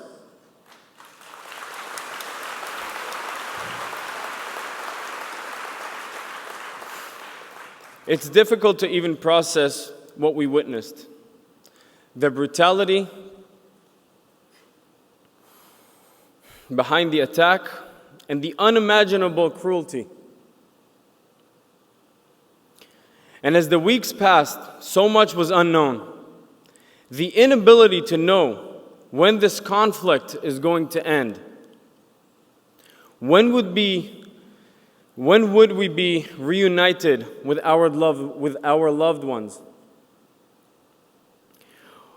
Where is the next attack going to come from? Hezbollah, Iran, the Houthis? But there was one question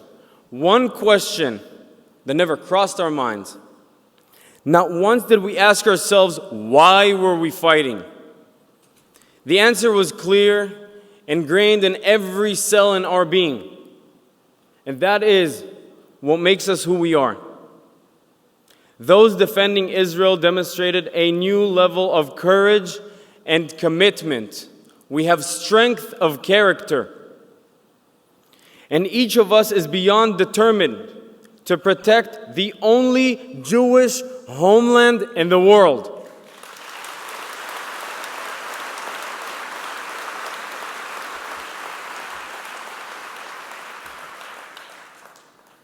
We gave our all. And for some, it cost their lives. It was an honor to have served with these men. It was an honor to serve the Jewish nation, and it is an honor to stand here before you. Together we are strong. Together we are the Lions of Zion. I have never been prouder to wear this uniform. Am Yisrael Chai.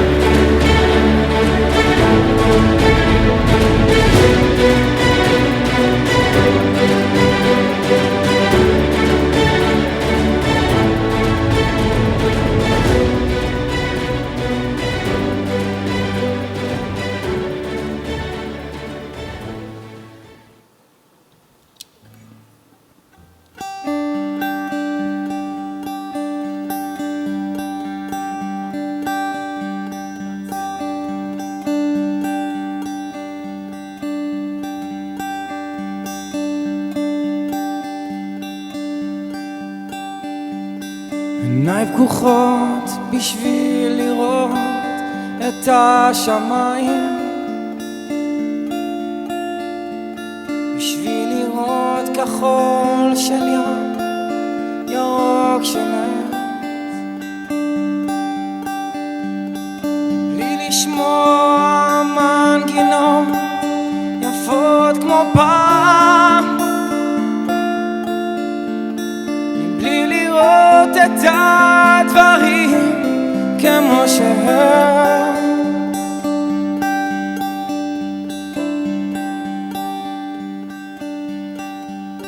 ילדים קטנים,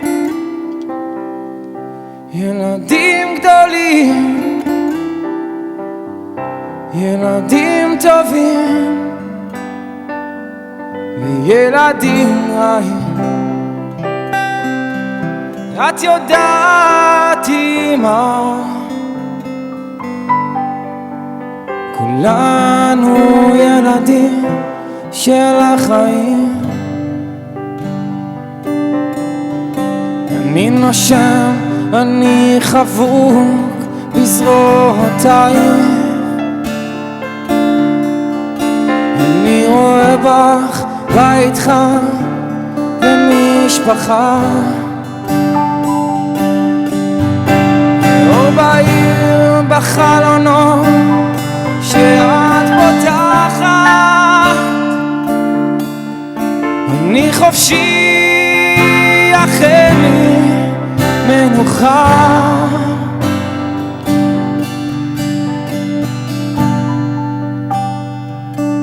ילדים קטנים, ילדים גדולים, ילדים טובים, ילדים רעים. את יודעת אמא, כולנו ילדים של החיים.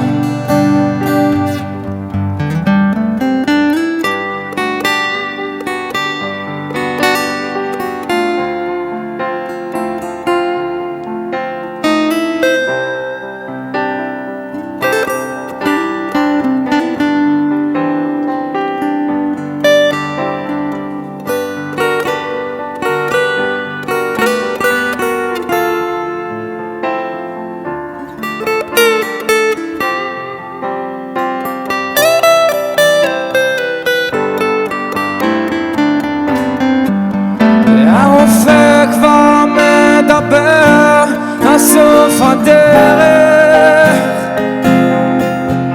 אבל אני יכול לשים לפחד קץ.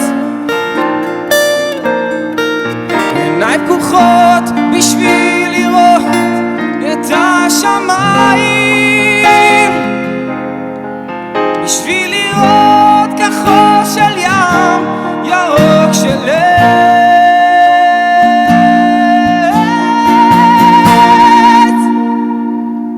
ילדים קטנים, ילדים גדלים, ילדים טובים וילדים רעים. את יודעת אמא, כולנו ילדים של החיים. כולנו ילדים של החיים.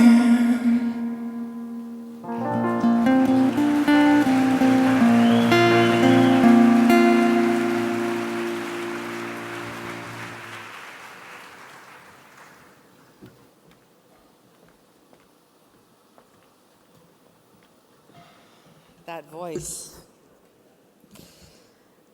I was just given an extra pin that has, thanks, a leopard print on it. And it's, I assume it's because of the leopard print that Romy Gunen loves. Romy went to the Nova Music Festival because she loved to dance. And she was kidnapped by Hamas terrorist attack on that brutal day. And she remains in Gaza till this day. Romy Gunen's family has been waiting for 365 days for her to come back. Romy turned 24 last August. The pain of her father, Eitan Gunen, is unimaginable, yet his resilient spirit continues to inspire us all. We are so honored to have you tonight, Eitan. Please join us.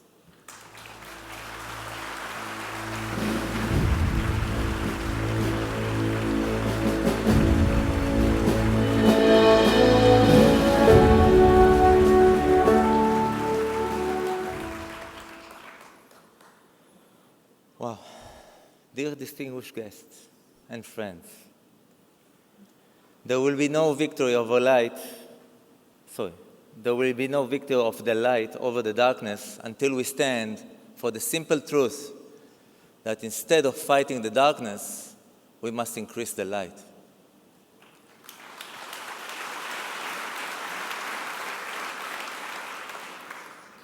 Exactly 1 year ago, I woke up at 6:29 a.m. to a phone call from my ever-smiling daughter, Romy. In a voice full of fear, she said, "Dad, I'm at a festival. There's a missile attack and I've been shot." I couldn't understand her words. Why would there be missiles and shooting at a music festival? In the hours that followed, I was pulled into a total despair, knowing I couldn't rescue my daughter from the horrific nightmare. This is something that no parent should ever experience. The moment I realized the full gravity of what was happening, that my child was shot, badly injured, and brutally taken away by Hamas terrorists, is a moment I relive every single day. Every hour, more than 8,800 hours.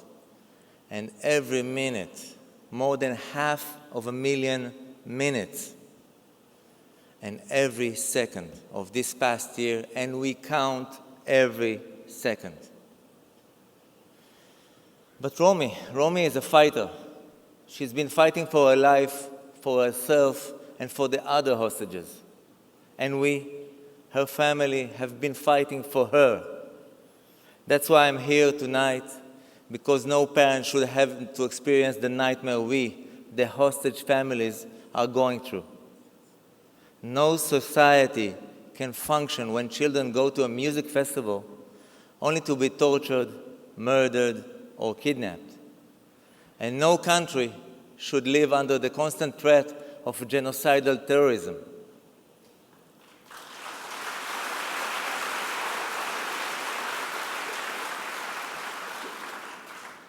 My name is Eitan Gonen.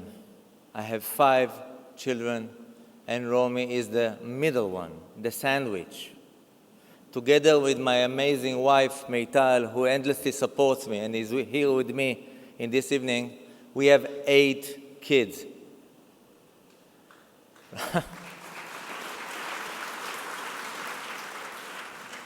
Romy is a child of freedom and happiness, loved by her family and countless, gentlemen and ladies, countless friends.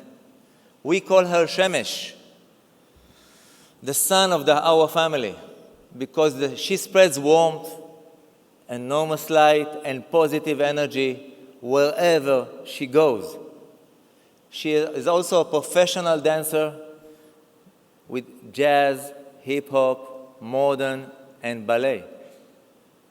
She was so excited to attend the Nova Music Festival to dance with her friends all night.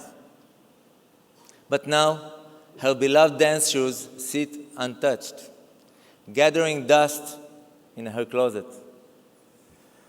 In the dark tunnels where she is held captive with little oxygen and barely any food, Romy cannot dance.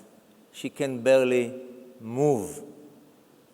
I wake up every morning feeling like I'm suffocating because I know she's struggling to breathe. Basically, I'm living in a nightmare. But Romy is my superhero. She is the bravest person I know. Her strengths give me and our family the courage to keep fighting, to be here tonight and to be her voice in front of you.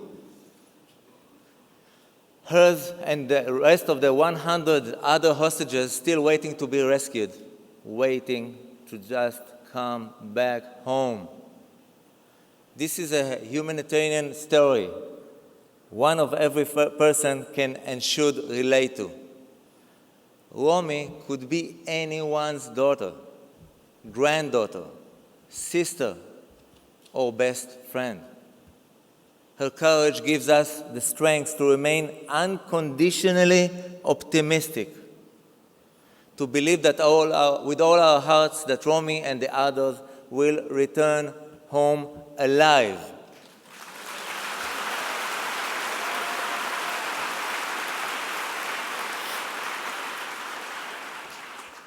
I say this, but we are so tired of seeing her beautiful face on banners, T-shirts, or stickers.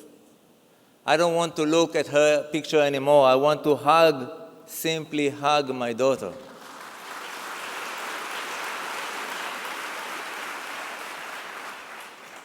I miss her so much. I want to hold her tight and just to see her dance again.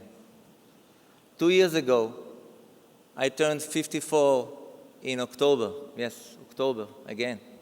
And Romy, who loves birthdays, flew all the way back from South America just to surprise me.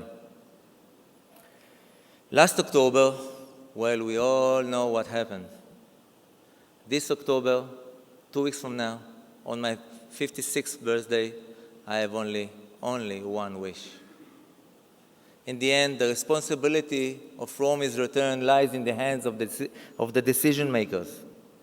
But we, you, the public, must make them understand that a moral society has no future without the return of our people.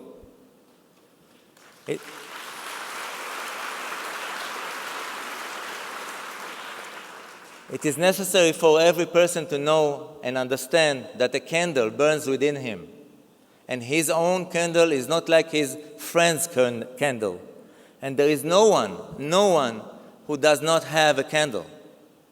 And it is necessary for every person to know and understand that he must labor and reveal the light of the candle to many, to light it into a great flame and illuminate the whole world.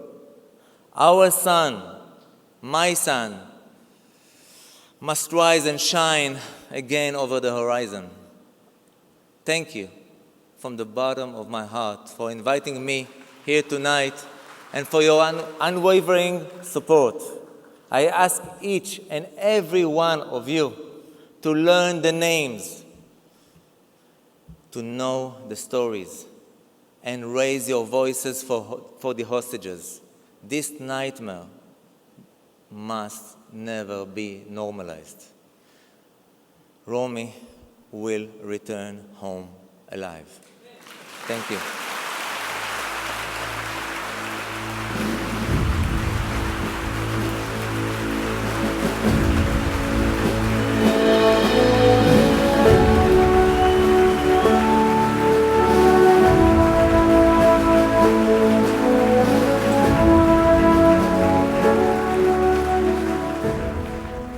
Tonight, the Los Angeles community would like to recognize someone whose unwavering commitment to Israel has been nothing short of extraordinary. Scooter Braun, a renowned leader in the music industry, has used his platform to courageously speak out, to educate, and to help mend hearts in the face of unimaginable tragedy. One of the visionaries and driving forces behind the Nova Festival exhibition, Scooter has helped thousands of people bear witness to the devastation of October 7th. Scooter effectively centers the exhibition on our collective humanity, the celebration of music, and the pursuit of joy against forces of destruction. The exhibition not only memorializes those who were brutally murdered, but carries an equally powerful message of hope that even in the face of unimaginable darkness, we will dance again. As we gather here tonight, we honor Scooter Braun with our Community Impact Recognition for his tireless advocacy, for helping the world see and feel the human side of this tragedy, and for bringing our people a renewed sense of hope and resilience through the universal language of music. Ladies and gentlemen, please welcome to the stage, Scooter Braun.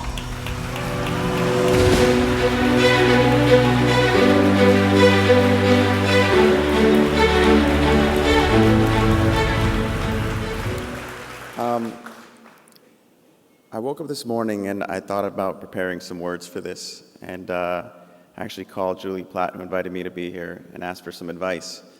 And she said, I want you to speak about hope. And I'll be honest, I wasn't feeling hopeful this morning when I woke up. And I didn't know what to write. I didn't know what to say. I woke up frustrated. I woke up in a world where I was feeling like these people who've become a part of my life, these friends, these now family members, that were still unseen, that were still screaming to be heard. I felt like I was still living in a world where even Jews were yelling at each other about how to be a Jew. Who's a Jew, who isn't a Jew? Who's an ally, who isn't an ally? Everyone was still talking about the friends they lost and all of our frustrations. And then I did what usually lifts me up. I went to the Nova exhibit. And now I've come here, and Julie, thank you so much for having me, because this has changed things.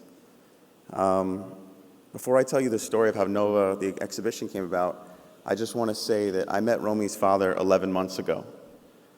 And when we saw each other in the hall, we gave each other a big hug. And I hear his daughter's voice every single day at the exhibit. There's a call between her and her mother. When you go through the attack room, you hear this call where she's calling out to her mother. And I wouldn't feel right unless I said this first. Although it's been a year and we're all coming together, we have a responsibility now more than ever for fathers like that to continue screaming for the hostages until they all come home, and we cannot stop.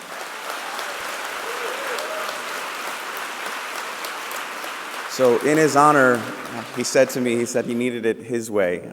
It's not the tss, he told me. We need to scream it from the rooftops. And I'll continue to do so. And I'm grateful to see you again. And I look forward to meeting your daughter.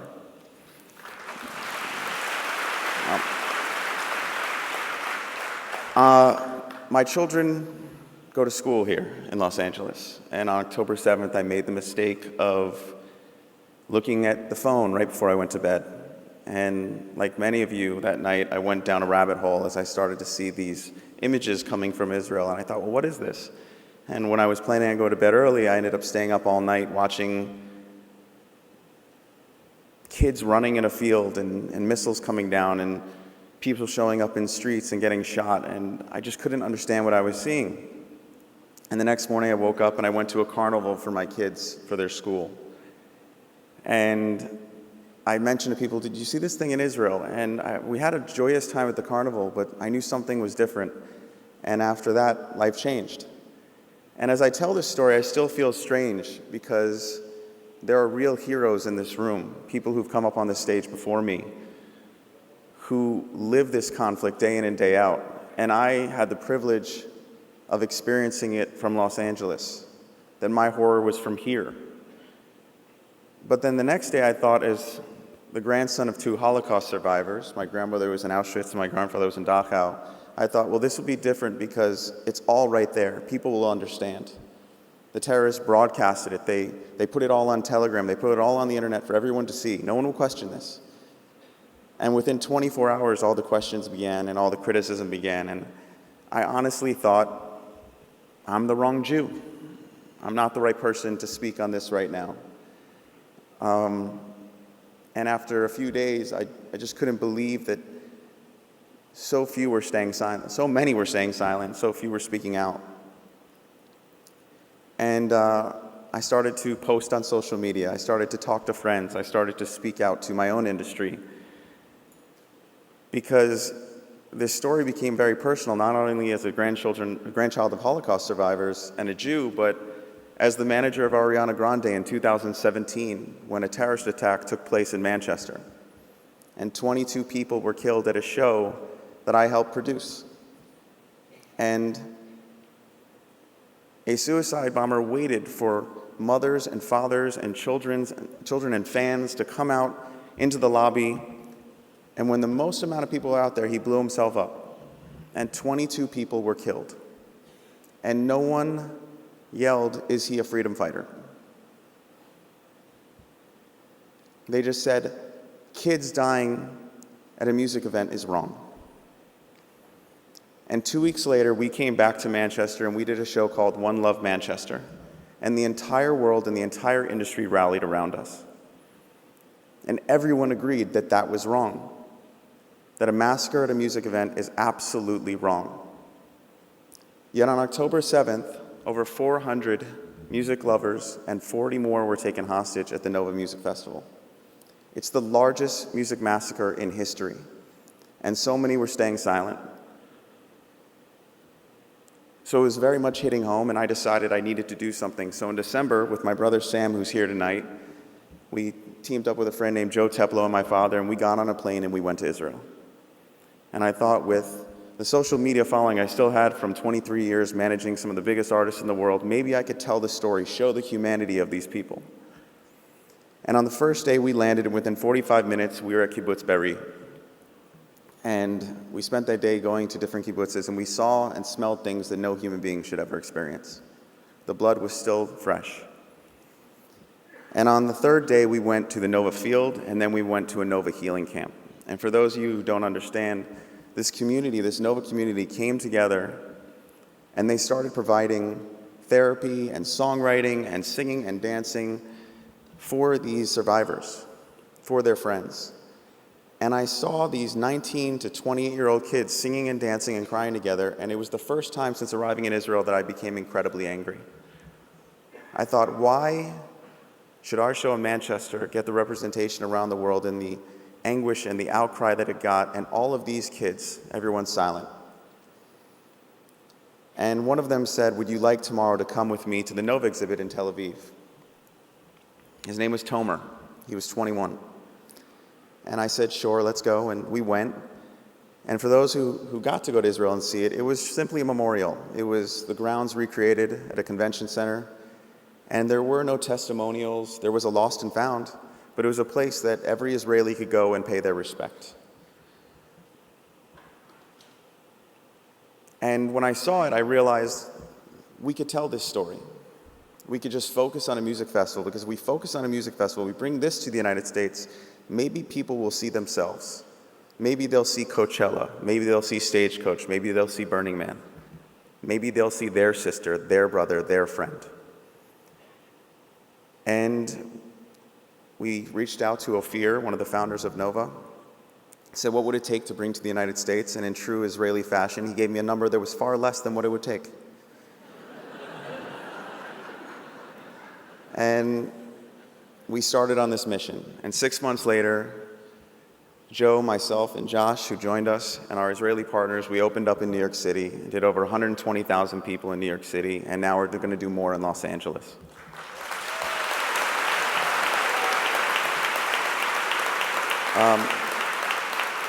The reason I love that place is because it is not a place just for the Jewish community. It's for all people. It's a humanity issue. And the other day, someone stopped me and said, thank you for what you're doing for the Jewish community here. And I said, no, this is not for the Jewish community. This is for all of humanity. This affects every single one of us. And I'm also proud to say that the majority of the people coming in Los Angeles are not Jews. So I want to leave you guys with a few stories. I'll do one, so I'll leave. Julie's looking at me like, hurry up, I got you. I know.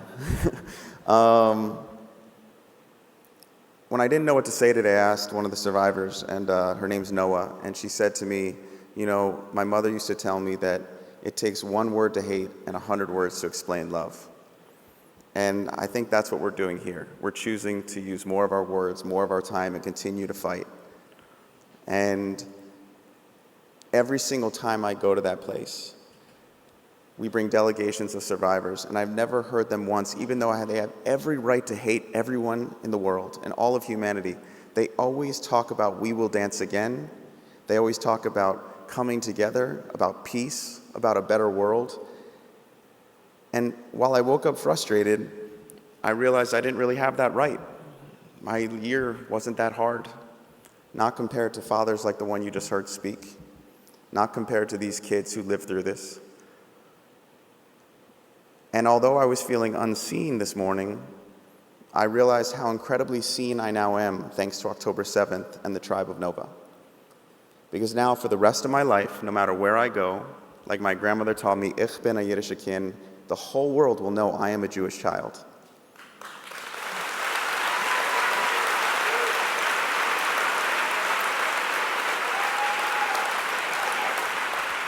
So on behalf of the tribe of Nova, on behalf of all those kids, on behalf of those waiting to come home, please come to the exhibit. Please help us continue to bring it to the next city, which will be Miami after this, and help us continue to bring it around the world. We won't stop telling this story, and I'm incredibly grateful to be here, and Am Yisrael Chai.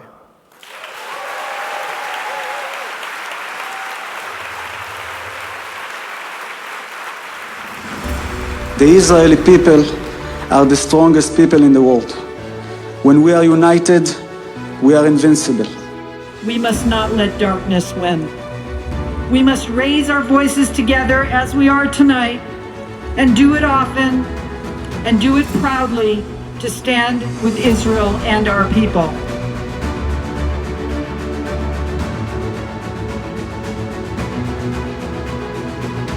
Where we might think hope is lost, it never truly is. Our 2,000-year hope to be free as a people in our land is never, ever lost. Od lo avda tikvatenu. These bones will rise, and the people of Israel will live.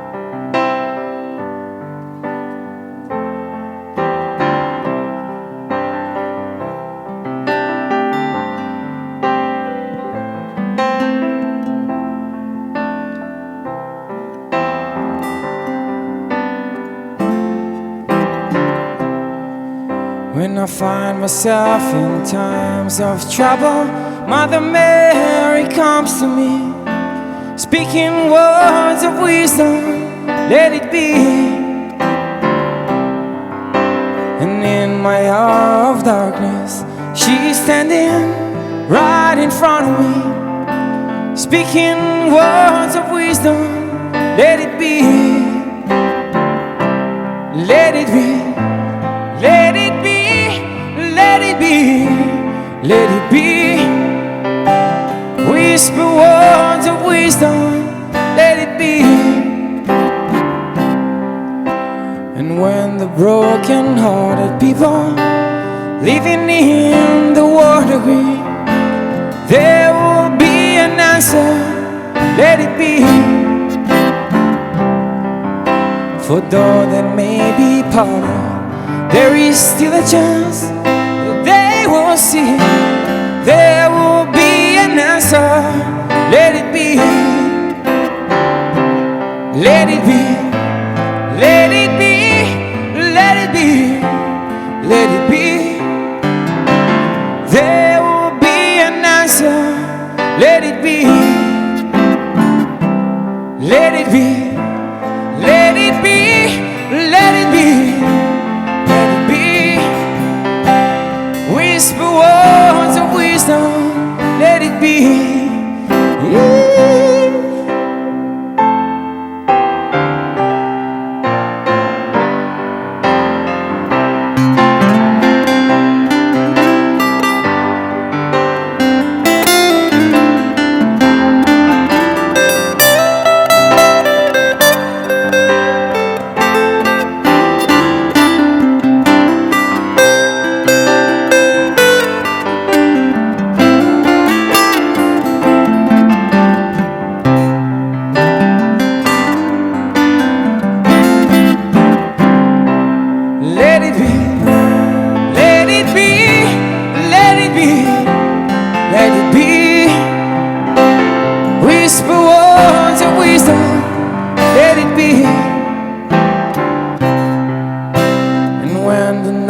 Cloudy, there is still a light that shines on me.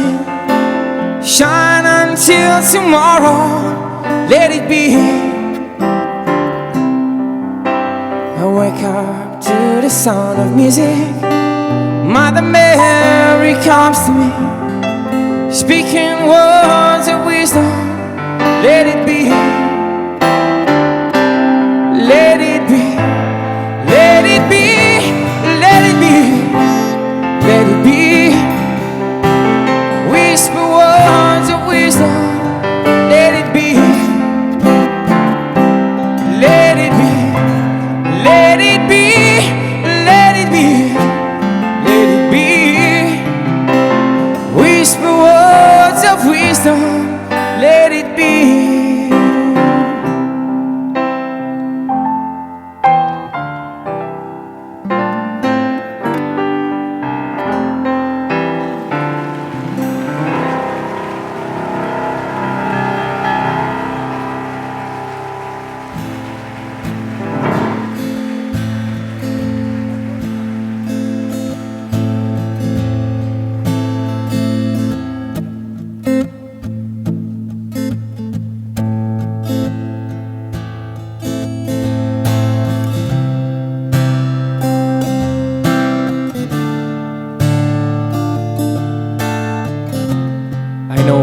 Romi's father.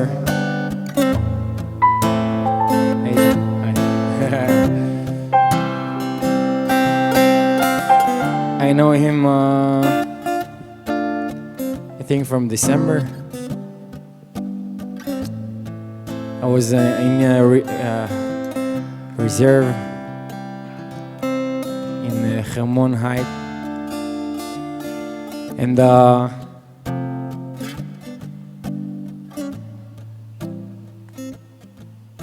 a member of my team from the army.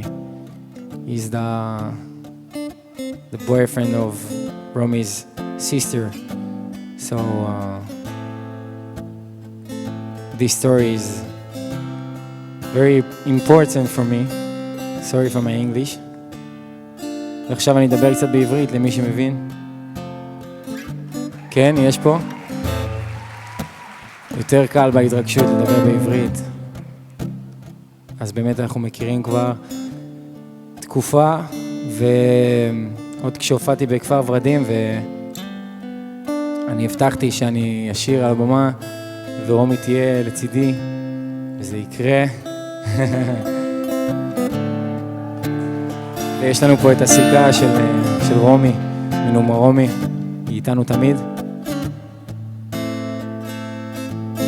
זהו, השיר הבא מסמל עבורי הרבה, זה גם השיר הראשון שלי, וזה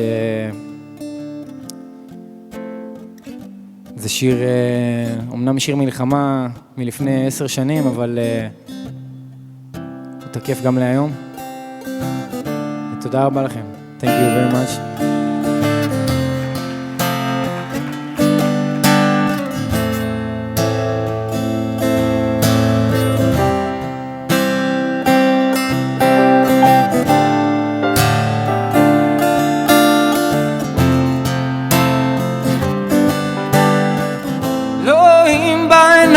קופצים לאש, מה כבר רצינו לבקש, לקבל ולתת מה שיש, להחזיק בידיים כל יום שעובר, תמיד הוא ככה ממהר.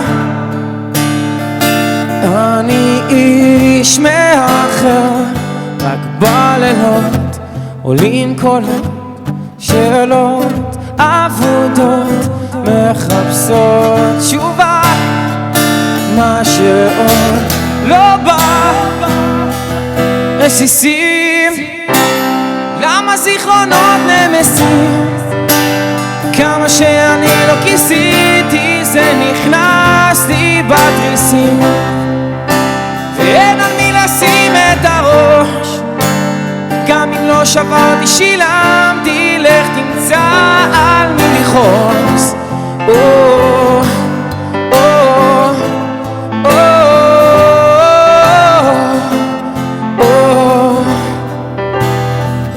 אין אוויר בשמיים, איך אפשר לנשום, הכל תקוע במקום. אבל עוד לא הפסקתי לחלום. אז קפצתי למים כי צריך לזכור, במים לא רואים האור, במים נשקעו חולות שזוכרים רק בלילות. עולים קולות, שאלות, עבודות, מחפשות תשובה. בקרוב זה בא, רסיסים, למה זיכרונות נמסים? כמה שאני לא כיסיתי, זה נכנס לי בתריסים, ואין על מי לשים את הראש. גם אם לא שברתי שילמתי, לך תמצא על מי לכעוס.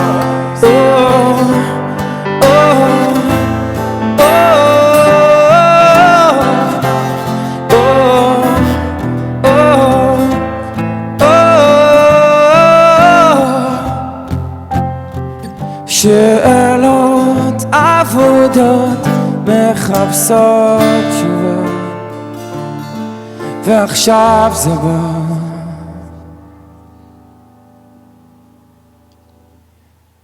רסיסים, למה זיכרונות נמסים? כמה שאני לא כיסיתי, זה נכנס לי בתריסים, אין על מי לשים את הראש. גם אם לא שברתי שילמתי, לך תמצא על מי לכעוס.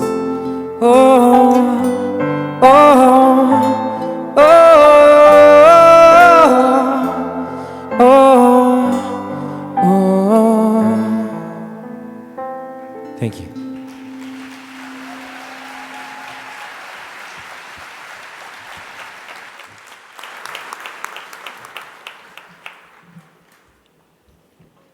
This is it.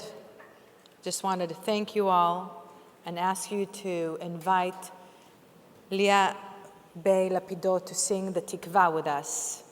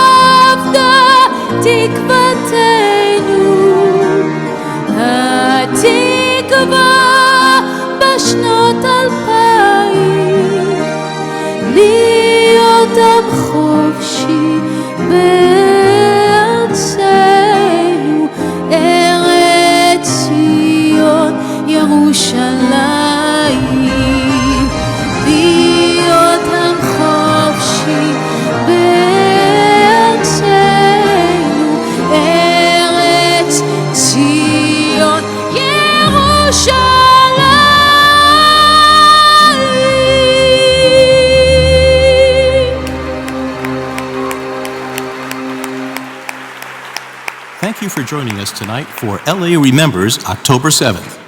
Please make your way to the exits. For security reasons, please do not congregate outside the theater entrance.